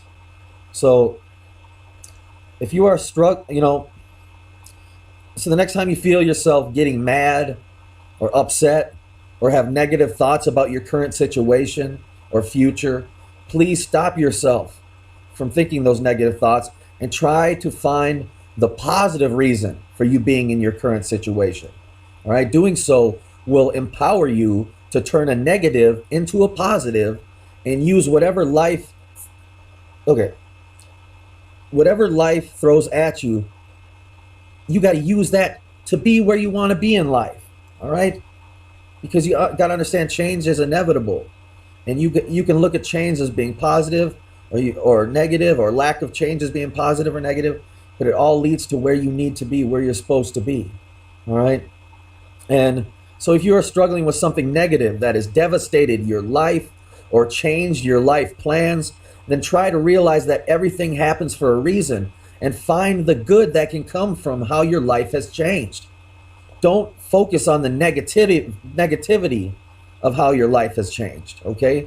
But try to find the positive ways, the positive changes you can make in your life because of your circumstance, all right? And turn that negative into a positive. Wow, I can't believe this video is 3 years ago already, y'all. 3 years. Classic L-Logs. Yeah, so I don't know, guys. We'll see. We'll see what's up. Before the private show, there's going to be another episode of This Is Not a Show with Evan Lefavor. You guys are going to love it. This time, I'm not going to be involved in the show at all. It's going to be a cast of characters.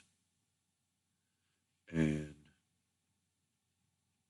it's going to be one hell of a live stream. What do you guys think? You want to still watch this L-Logs? You like it? Because it starts really getting deep here in a minute.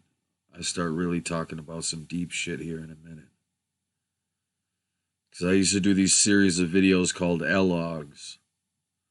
And I would talk for like 40 minutes to an hour. And I would hit on like 2 or 3 different subjects. Get it all in one video. This just so happens to be one of them. Love the L-Logs, Gobacks, cool. Yeah. Classics. Some classic ones. Yeah. So anyway, yeah, because I mean, I've got all these other videos, but we can keep going with this one. We could keep going with this here video here. We could. We could definitely do that, you know. You know we could do that. Yeah, this show has basically been a preview for coming attractions, y'all.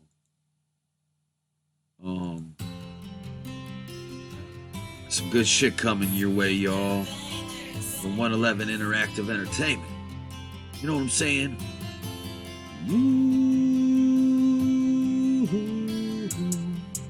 This is not a show. It's gonna be so fucking good. This is not a show. Oh, oh, oh, oh, oh, oh. And we got another Chucky News Live coming soon. A Chucky News Live. And some other shows coming soon. A Game Church, perhaps. A Game Church, perhaps. Yeah, I like Minecraft, Mr. Screws. I do. I like Minecraft. I don't like the crafting. I like the mining. I like the exploring and all that shit. I like the randomization. I think that is the shit, but not a fan of the crafting or the farming or the day and night cycle or the food cycle. It's alarming. But other than that, it's a tight game. There's just a few little things here and there that I would change. But that's for me to do. In my own game, don't you know what's fucking true? Speaking of that shit, ooh wait. 111 Interactive Entertainment is coming up with a new video game soon. We're gonna have an Indiegogo, y'all. Indiegogo, don't you see? When you support this Indiegogo, you can become a game character in this game. You can become a character in our game. If you reach a certain donation level on our Indiegogo, you will be immortalized as a character in our game. So it would be such a shame for you to miss out on that opportunity to be immortalized in the community of this video game that's gonna be so good. 111 Interactive Entertainment. This video game is gonna blow your brain. If you're a Zelda fan, you will not even be able to understand how a video game could be this good. When you see the game that I'm making, everything will be understood. Life will make sense. You play that game and your life will be forever changed. You play it every day of your life and never see the same thing fucking twice.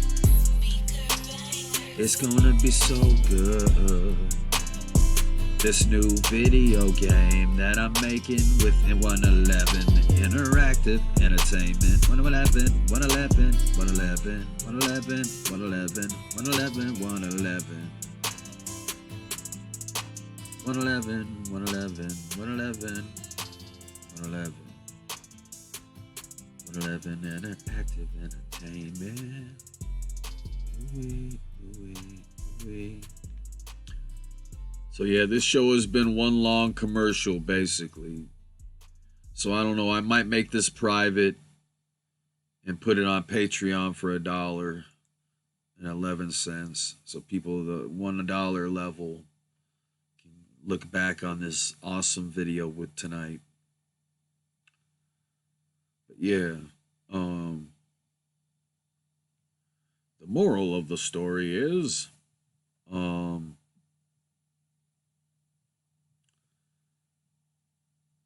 yeah, I'm going to be busy, guys. I'm going to be really busy with this video game I'm creating.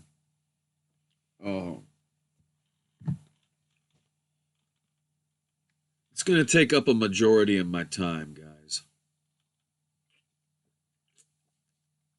But when you guys see this video game, I just can't wait for you guys to see the Indiegogo when we finally reveal everything to the world. Because I'm going to need each and every one of you to support my new video game on Indiegogo when the campaign comes out. I promise you there's going to be some cool perk levels that are going to get you access to all kinds of cool shit throughout the development process of the game, as well as a perk level that is going to, like I said earlier, you will become a character in the game. You will be immortalized in the game as an NPC.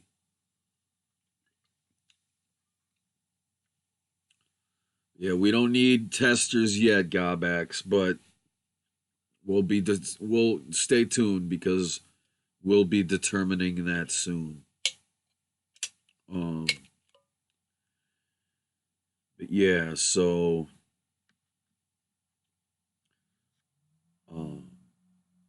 when you see this game that we're working on, you're definitely going to want to put some money down on it.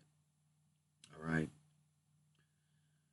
Because this game, when I tell you it's a game you're going to be able to play for the rest of your life, and you'll probably even have it out on your deathbed going, no, I don't want it to end. No.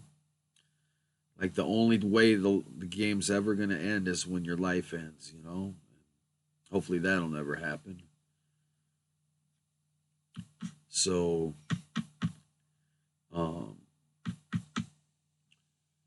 when I tell you I've created the ultimate game, and that Zelda fans are going to be very, very, very, very happy. Very, very, very, very, very, very, very happy. If you like Zelda games in the slightest, this game is going to be the game you've always dreamed of. It is going to blow your mind in a way you've never knew a game could. All right? And I'm excited to show it to you guys. I'm excited to reveal it all. And just what makes it so unique. What makes this game so unique. But it truly is going to be a lot of fun, y'all. Like I said, I talked about it a little bit on my last stream. I can't say much at all about it, but it's going to be a dream come true for gamers and for streamers, people who stream video games. This game is going to be a godsend for them. Because each and every streamer, each and every person who is a streamer is going to be endowed with something really special. You know, it's going to give people unique content that's unique to them and them alone. So, you know, yeah, it's definitely a lot like Zelda. Zelda fans are going to be happy. That's all I can say.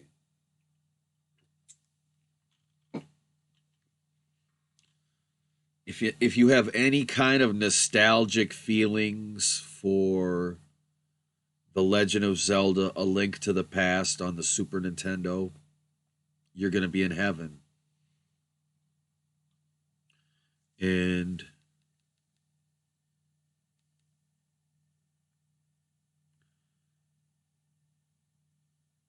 like I said, this is going to be a Zelda game. It's not just a Zelda game, all right? Zelda fans are going to be happy, but so are fans of other genres too, like the Dark Souls genres as such as that.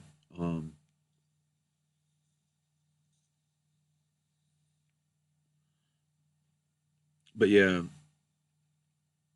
but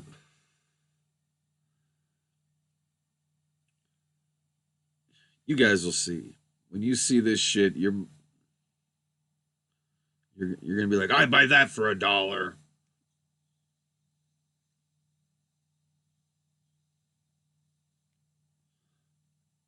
So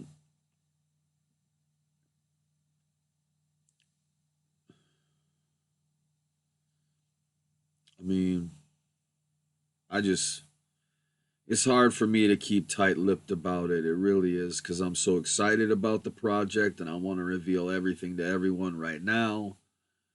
But I mean, we're still early in development. I mean, we haven't even done the Indiegogo yet.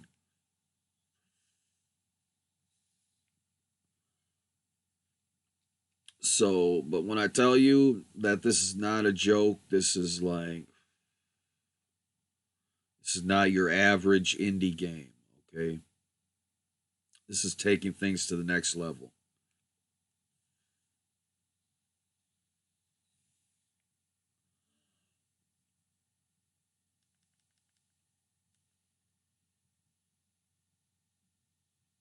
But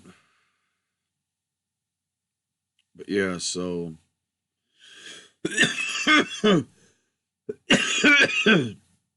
I can't talk much about that game, but I can talk to you a bit about what's coming up with 111 Interactive Entertainment. We are going to be doing our own little E3 in the future here pretty soon. So we actually have our own YouTube channel, 111 Interactive Entertainment YouTube. We're going to do we might simulcast it there. We might do it there. I don't know. We'll see. Yeah, it's basically our own little E3 to tell you about the projects we're working on. But seeing as all of you are here right now, what a better time than right now than to give you guys a little sneak preview. Throw up a 111 in the chat if you want a sneak preview right now. You got 8 people watching right now. Jesus Christ, man. 8 people? What is everybody watching, man? What the fuck, man? Where is everybody? 10 people now. Throw up a 111, y'all, in the chat if you want some sneak previews of what 111 Interactive Entertainment is working on. Because what I'm going to tell you is going to blow your fucking minds, y'all. Okay? But I got to get it out there.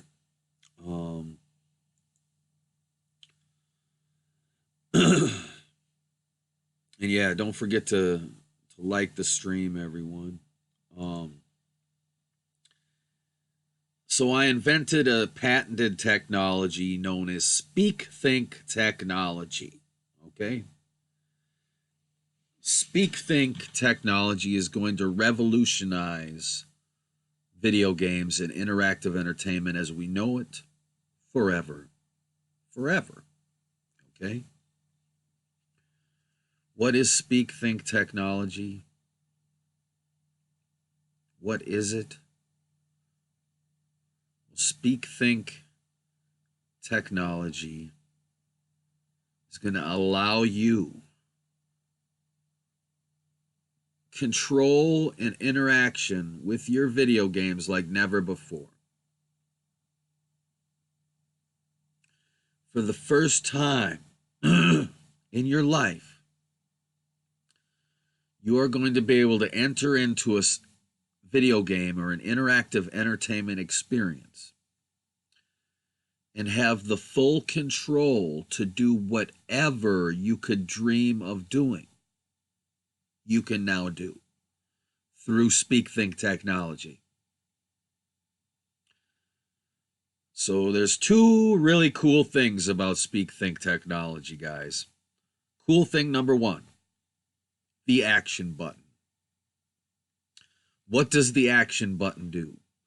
The action button allows you to do anything you could ever want to do in a video game through one button using Speak Think technology. But the secret ingredient is your microphone. That's right, your microphone. Through Speak Think technology, your microphone has become the ultimate video game control device. Okay? Because through Speak Think technology, all you have to do is hold down the action button, and you can describe, using your voice, anything you want your character to do, and they will do it. So you just hold down the action button, describe what you want the character to do, release the action button, and your character will do what you tell them to do. So what does this mean? What does this mean? Let's say you're playing Metal Gear Solid 6. You're Solid Snake. And through Speak Think technology, you can do whatever you want in the game world, no matter what. So let's say you're breaking into someone's house to steal some files off of their computer. So you're sneaking through the house and you're in the kitchen, right? And you save your game. You save your game because you want to fuck around and do some shit and not have any consequences. So you save your game, and then you're in the kitchen and you see the refrigerator. So you go over to the refrigerator, you hold down the action button, and you say, open refrigerator. And it pauses time. Whenever you hit the action button, it pauses time. You release the action button. You say, open refrigerator. You release the action button. Solid Snake opens the fridge. Then you look in the refrigerator, and there's all kinds of cool shit in the fridge. Oh, but there's a can of Coke. A can of Coke. So you hold down the action button, and you're like, grab can of Coke. You release the action button. Solid Snake grabs the can of Coke. You hit the action button again. You say, shake can of Coke. You release the action button. Solid Snake starts shaking up the can of Coke. And you hit the action button. You say, throw can of Coke at microwave. Solid Snake throws the can of Coke at the microwave, and it explodes, and Coke starts flying everywhere. And the person whose house it is, who is sleeping in the other room, hears all this shit happening, and he wakes up. He's like, what the fuck? He comes out, busted. Snake! And you lost.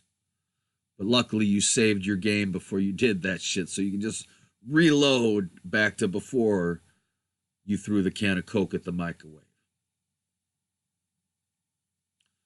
So you're playing Grand Theft Auto.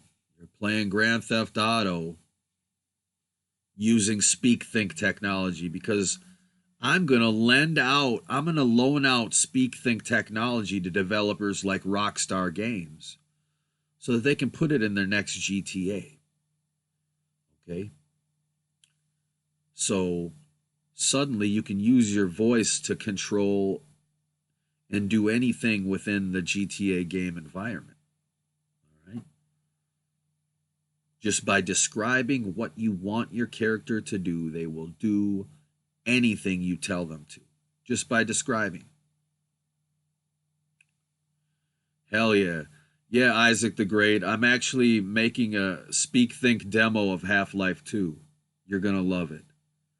It's a Speak Think demo because, hey, guess what else? Guess what else, guys? Speak Think also allows you to have full conversations with fictional characters. Full conversations with the characters within the game world.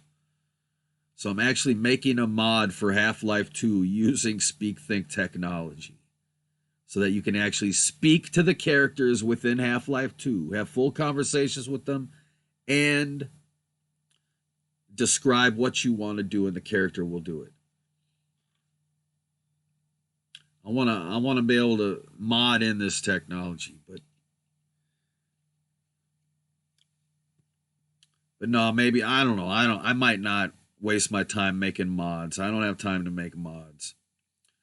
But I will promise you this.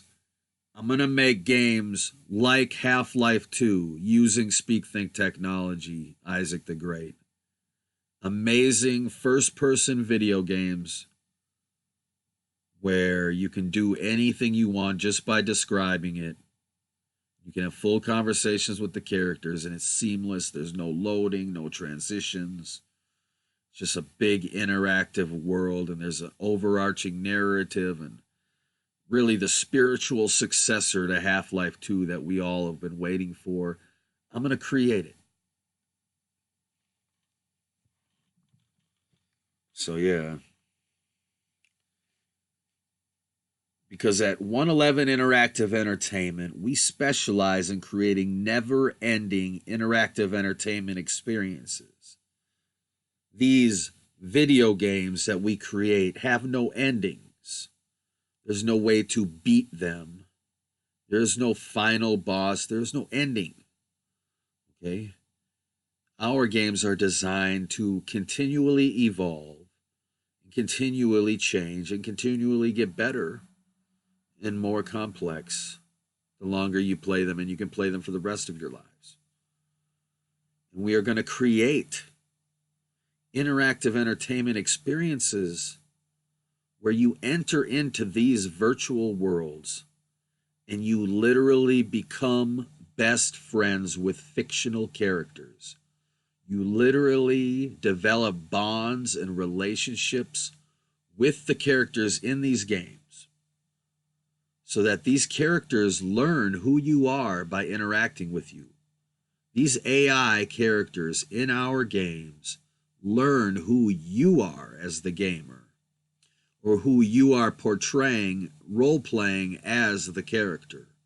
They learn you. Regardless of what your intentions are, they learn and develop a relationship with you based on how you interact with them. And these adventures, these persistent adventures that you can get into in these game worlds, these fictional characters, they remember these adventures, and you can talk to them. You can reminisce with them about the time you went into the cave and there was a dragon, and you guys fought off the dragon, and there was that treasure chest, and you guys couldn't open it because the key was there was a lock, and then there was the treasure map to the key, and how you guys were trying to find the key for days, and you finally solved the riddle by talking it out together. And this character is so fucking real. You think it's real, dude.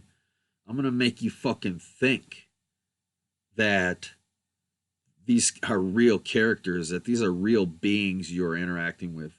You're gonna fucking grow so attached to these fucking characters, and you're gonna be convinced that they're real, because they're gonna make you feel like they're real, because every time you visit them, every time you turn the game on, it's like saying hi to your friends again. Hey, where have you been? Hey, this is what happened since you were gone. Blah, blah, blah. And these worlds are going to continue to evolve based on how you interact with them. There aren't going to be a set series of events that get triggered, or a set series of missions.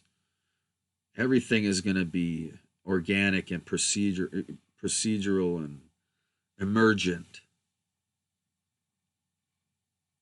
That's what 111 Interactive Entertainment brings. That's why we don't call ourselves a video game company. We are an interactive entertainment company because we are redefining interactive entertainment. So it's not just a game anymore. You're literally entering into another world and interacting with real fictional beings who have a consciousness, who have thoughts and feelings and memories. Okay? Fictional characters so real, they are real. Okay? That's what 111 Interactive Entertainment is bringing to you in the future.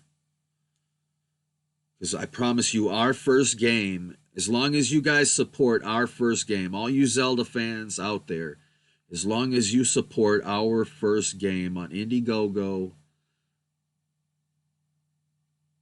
I guarantee you this game is going to be, this one game alone is going to sell millions of copies till the end of time, trust me.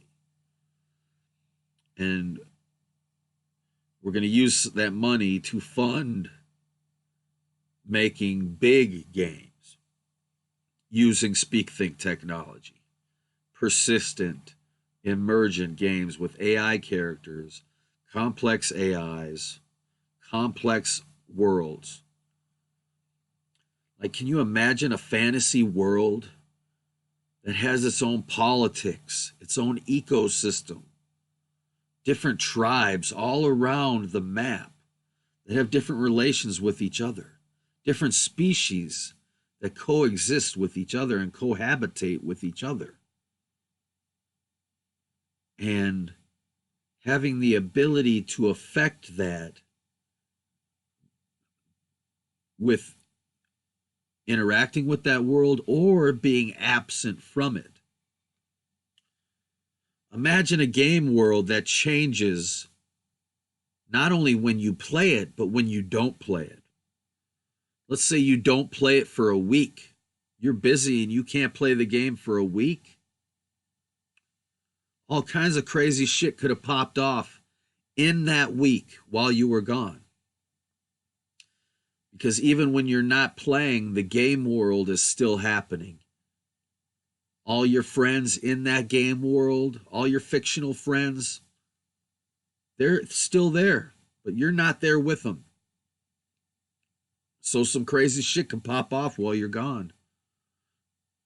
So there's an incentivization to play these games every day. And yes, there are going to be adventures to get in. Okay, tons of adventures to get in. Tons of cool shit to find for the rest of your life. So, wouldn't you rather have that? Isn't that the kind of interactive entertainment experience you want? A never-ending story? The true never-ending story experience? Fictional characters you can actually become friends with? They're not just fucking members of your party, but imagine a role-playing game where you can have full conversations with your entire party as you travel. And they're all AI characters. They understand everything you're saying, and if they don't, they'll say, hey, I don't understand what the fuck you're talking about. You start talking about, you're playing a medieval fantasy role-playing game, and you start talking about YouTube, and they'll go, what's a YouTube? You start talking to them about the castle of Gwindor, and they'll fucking know what you're talking about. They'll say, oh, the castle of Gwindor, I hate that fucking place. They killed my brother there in the dungeon.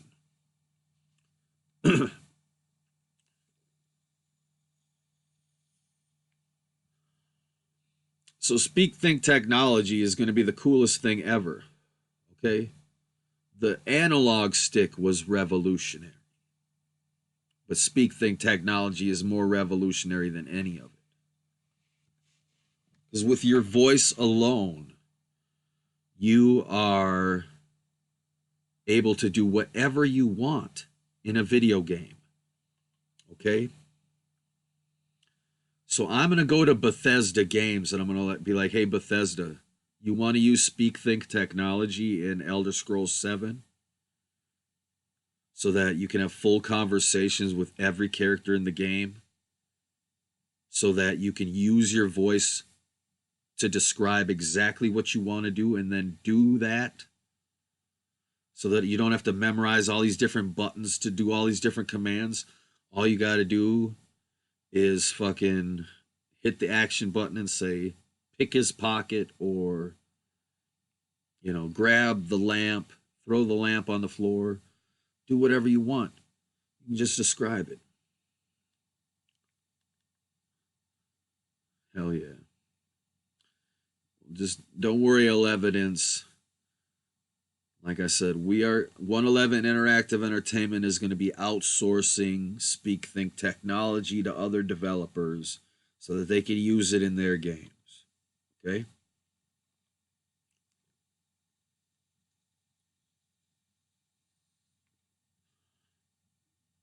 Oh, yeah. Evidence. Silent Hill with Speak Think. Imagine this. There's this giant hulking behemoth guy. He's got overalls on and a plaid shirt and this fucked up mask on, and he's got a chainsaw, and he's fucking chasing you, and you're running and you're inside this, running down the hallways of this house, and you see an open door, and you run in the door. You grab the action button. You say, close door. And so you release the action button and boom, your character closes the door. She's like, fuck, there's no lock. Your character starts talking. And so you look around the room and there's a giant bookshelf, and you're like, you hit the action button and you're like, tip over bookshelf in front of door. And you release the action button and the girl runs over to the bookshelf and she's like trying to pull it down, but it's like stuck. She's like, can't move it, can't get it. And then you look around, so you look around the room again, and there's a dresser. And so you're like, you hit the action button, you're like, push dresser in front of door. And so she runs over to the dresser, and it moves, and she starts pushing it, and she's pushing it in front of the door, and she gets it there right in time as this dude starts banging on the door. Boom, boom, boom, boom. And she's like, ah. And he's like trying to get through, and then all of a sudden you hear, he starts revving up the chainsaw, and you look around the room, and there's a window, this small little window with glass, and so you hit the action button, you're like, open window. So she runs over to the window, and she starts trying to get the thing. She's like, fuck, there's no way to open it. And you look around, and there's a hammer right over there next to this little toolbox. So you're like, you hit the action button. You're like, grab hammer and smash window with hammer. You release the action button. She runs over to the hammer. She grabs it. She runs over there, and and all of a sudden the chainsaw's coming through the fucking door. And she's like, fuck. And then she goes, she smashes the window. And then you hit the action button, and you're like, crawl through window. And just as she's crawling through, he starts pushing the door open, and he's starting to get in, and she gets through, but she cut her stomach. She crawled through, but she cut her stomach, and now she's bleeding.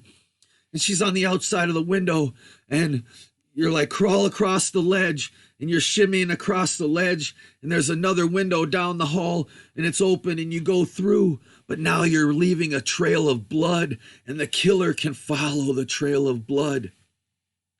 Holy shit. Wouldn't Speak Think technology be great?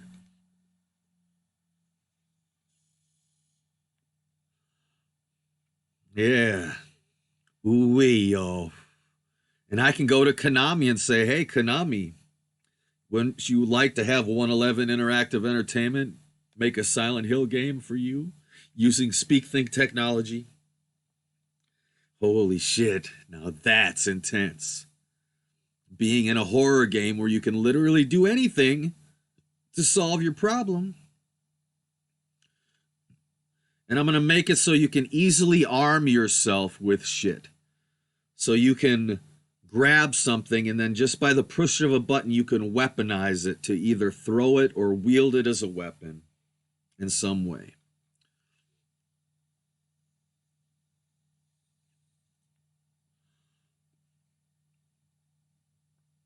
So I'm giving you a way to interact with these worlds like never before. Then I'm giving you worlds to interact with like you've never interacted with before.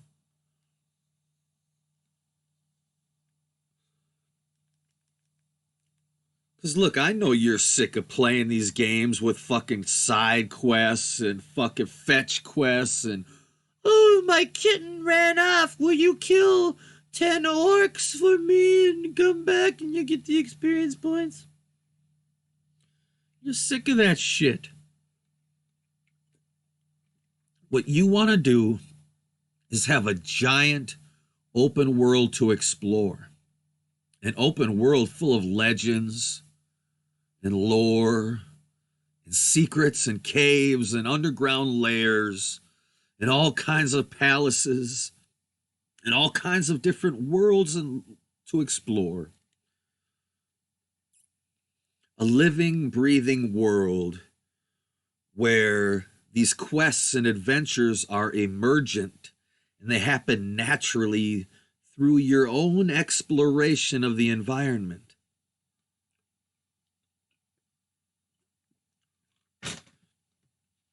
That is what you want in a game. You don't want to feel like you're playing a game. You want to feel like you're having an experience.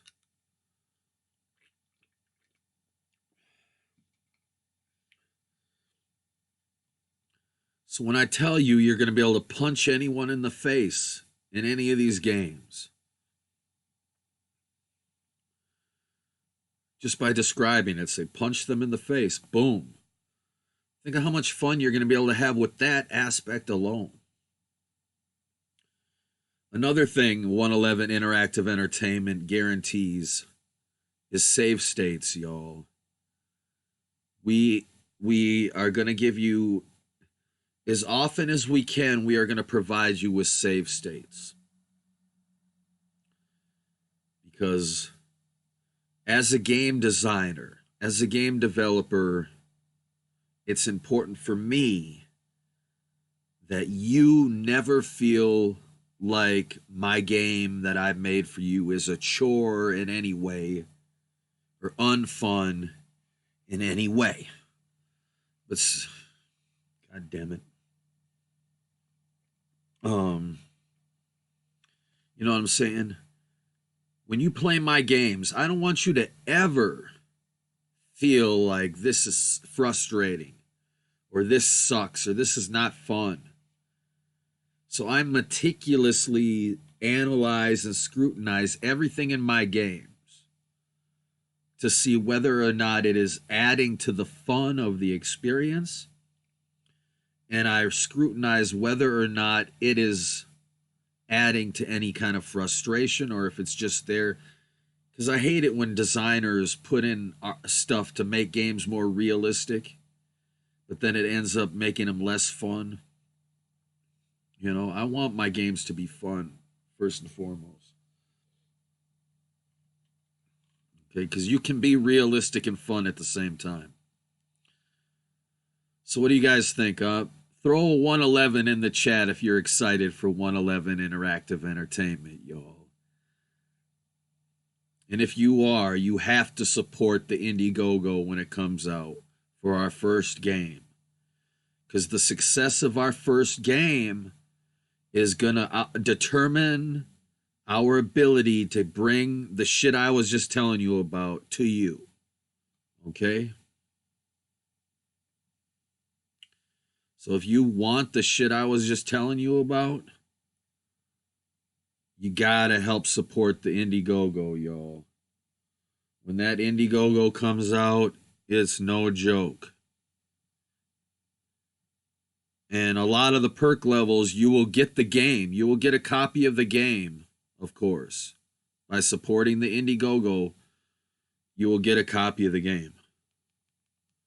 So it's like if you're going to buy it anyway, you might as well get it in advance and support the project in advance. You excited, Dante Estelle?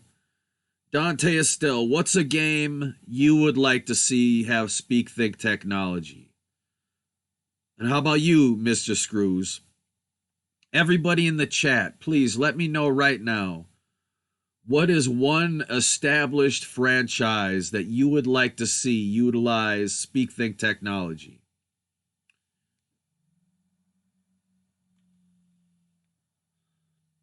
And it can be like a movie franchise too that does, like Star Wars. Would you guys like to see a Star Wars game that uses Speak Think technology? Where you can go anywhere you want in the Star Wars world. You start out on a planet. You slowly work your way up to being able to afford your own ship, or maybe you steal your own ship. But what about a game where you could do whatever you want in the Star Wars universe? What if there were thousands of droids you could get, and you could purchase a droid for yourself, or 2 droids? You could assemble a crew on your own ship, your own unique ship. Resident Evil, yeah.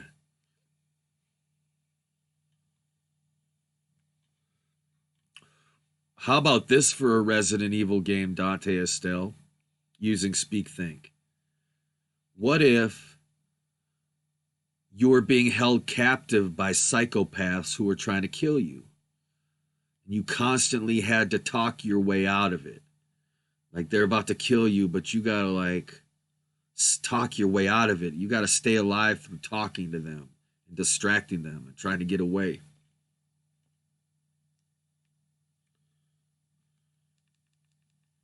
I still haven't played Resident Evil 7. I need to play it. I've been apprehensive because when I did play it, it gave me a headache and it kind of turned me off. But yeah, imagine Resident Evil, man. Because look, Resident Evil has always been limited by ammunition. It wasn't until Resident Evil 4 where they started putting ammunition drops on enemies that the, ammunition got better. What if we had a Resident Evil game where anything in the environment could potentially be a weapon? Could be used as a weapon or pushed down to block the way of a zombie. Like, what if you didn't have any bullets? What if it was a Resident Evil game without guns? Like, no guns at all through the whole game. And, like, the only way you could survive is through stealth and through, like, pushing zombies over. Like, using blunt weapons. Like, that sounds intense.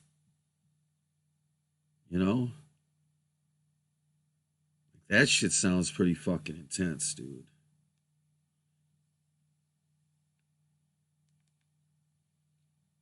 What y'all think? The Labyrinth. Yeah, the Labyrinth would be cool. That'd be a great Speak Think game. Yeah, that'd be dope. Yeah.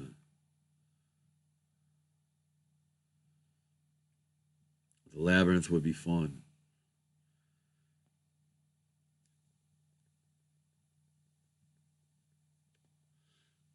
The Labyrinth would be perfect because you could talk to the characters in the game. Like every character you meet in the Labyrinth, you could talk to them and ask them questions, and maybe they'll give you riddles and shit. And then you could, like, of course, describe what you want to do. Ooh, Assassin's Creed. Ooh, that would be good, man. Hell yeah.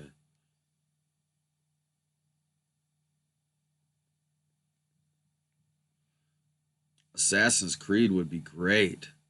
Like, I'm not a big Assassin's Creed fan, but dude, a Speak Think version of Assassin's Creed? Wow. Like, I think I would like to see, like, if I was making an Assassin's Creed game, I would eliminate the open world element, get rid of it all altogether, and I would still make it non-linear. I would make it the most non-linear ever, but still make it non-open world. But in my Assassin's Creed, instead of just being in one time period, you've got like 10 different time periods in total that you got to go to. You got a mission in each one. But it's like Mega Man, you can choose the order in which you do them. And then when you go into your mission, it's like a mini open world, but it's not like as big as. So it's like more of a time travel game to different periods. I think that would be cool.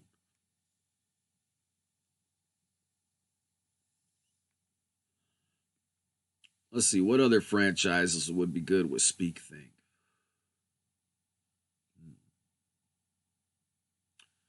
Conker's Live and Reloaded. Yeah, I'd love to make a Conker game, Gobax. I could make a great Conker's game. I would love to do that. But I would want to make it a sequel. I wouldn't want to make it a remake of Bad Fur Day. I would actually want to, because there's so many movies and video games and TV shows and shit to spoof with Conker. Dude, imagine it'll start as a flashback. It'll be like 1984, and it'll be like Conker playing D&D with his friends, little Conker, as a kid, and it's like a Stranger Things. That's how I would start my Conker game, would be with Stranger Things level. You got to ride your bicycle with your buddies. And then all this crazy shit starts popping off.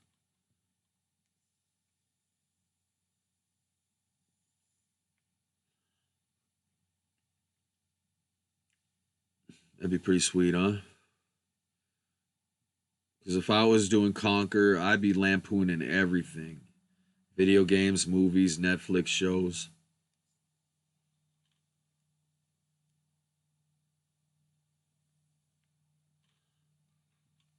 Hell yeah, that's a good game, Gobax. That's a gold darn good game.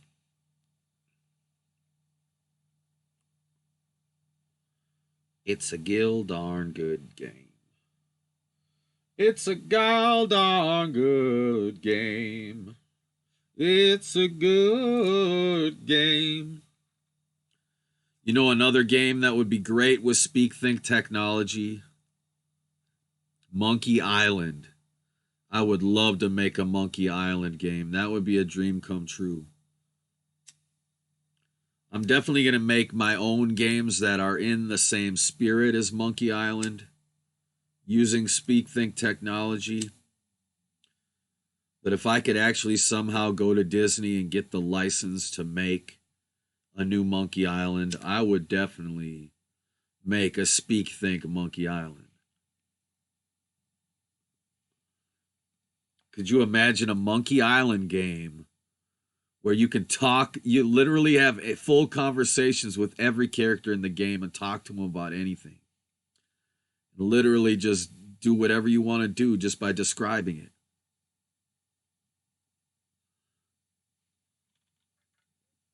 Do you guys even know what the Monkey Island games are? Oh, that's the next game church. As a matter of fact, I should do a game church tonight. A fucking Monkey Island game church tonight. Monkey Island is one of the greatest video games ever made. And so is Monkey Island 2. So is Monkey Island 3 and Monkey Island 4. All right. These are adventure games.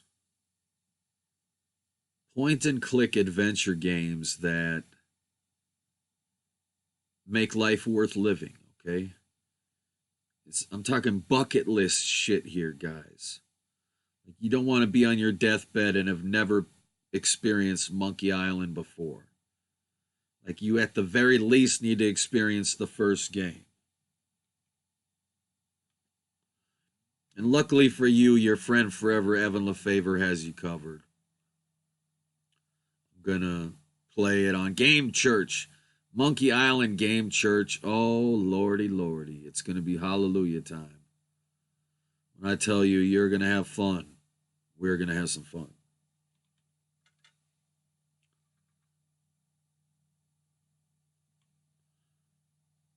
But yeah, so anyway.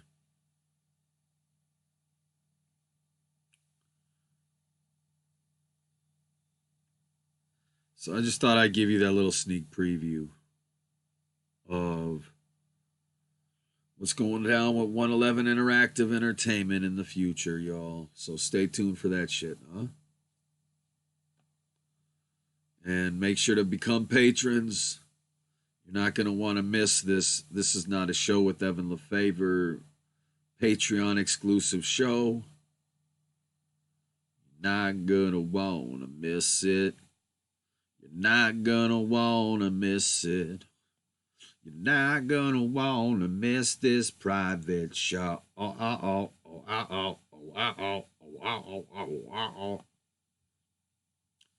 I hope you all had some fun tonight on the show. Did you guys enjoy yourselves tonight?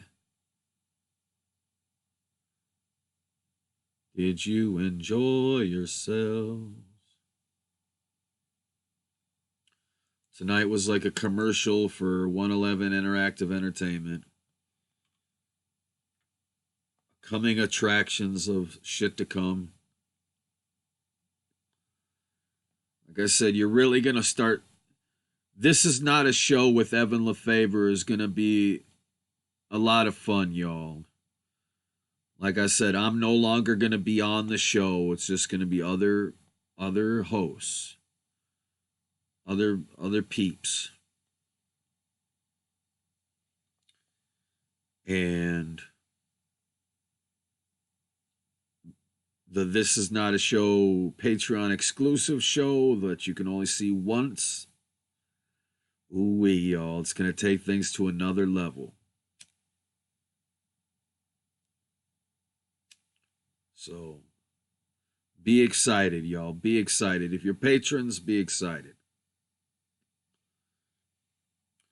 If your patrons, be excited. There's so much in store. We're gonna have some fun. You ready for the fun? It's fun time. It's fun time. F to the UN, fun time.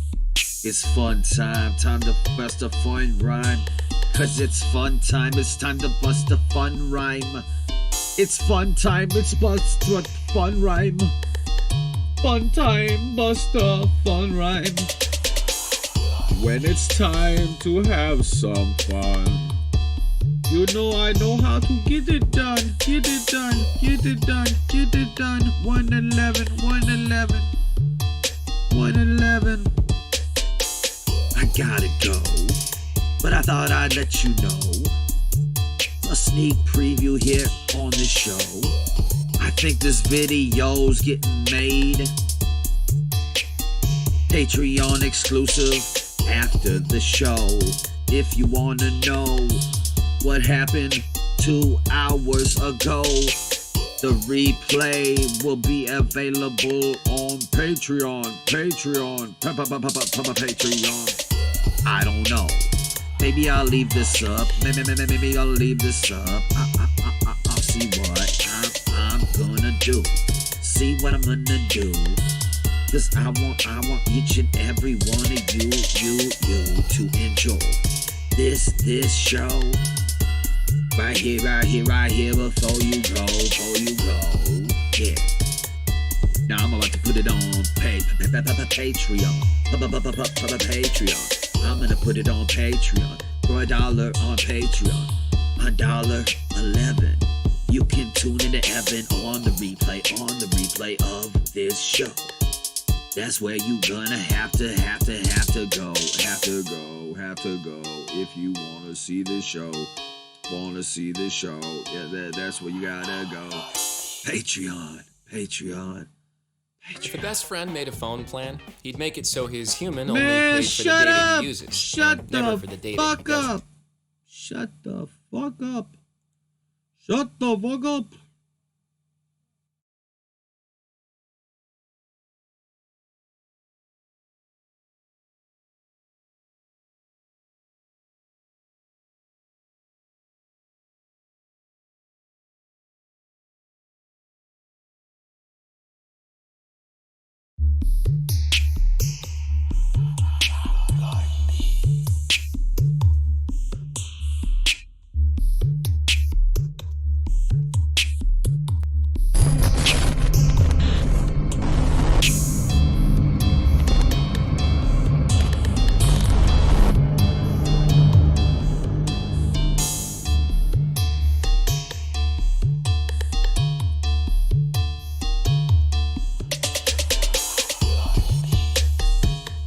One eleven, one eleven,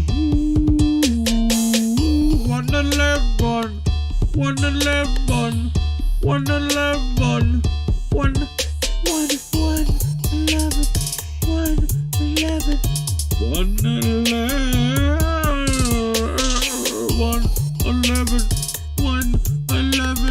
111 Illuminati. 111 Illuminati. 111 Illuminati.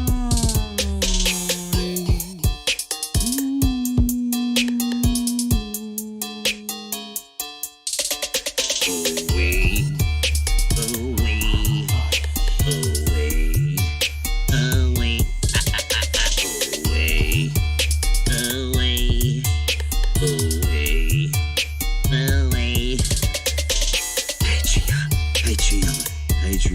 Patreon. Oh. I'll see you on Patreon. Patreon.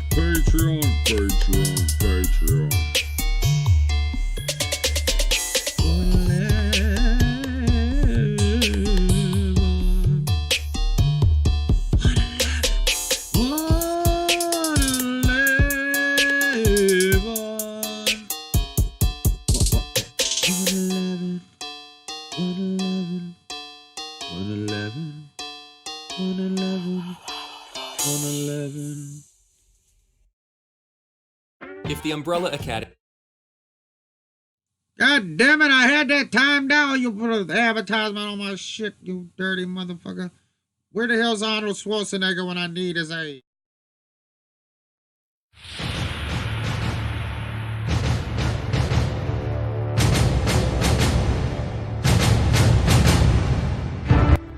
My name is Arnold. I like to put penises in my mouth. Lou Ferrigno, he used to put his penis in my mouth. It would taste real good. But that's in an Austrian tradition. I'm Arnold. Get to the chopper. Get to the chopper and put your penis in my mouth.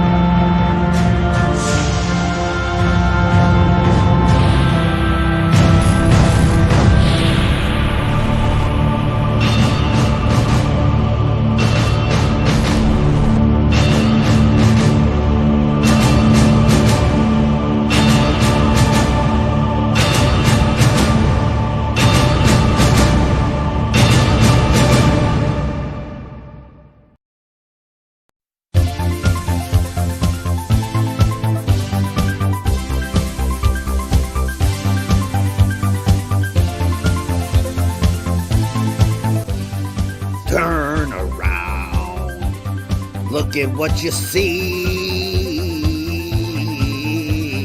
in her face, the mirror of your dreams.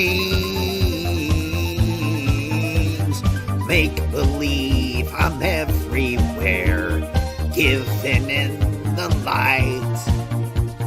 Written on the pages is the answer to a never-ending story.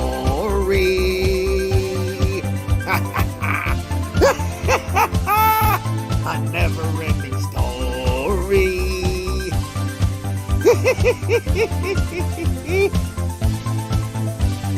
Reach the stars, fly a fantasy, dream a dream, and see what you will be.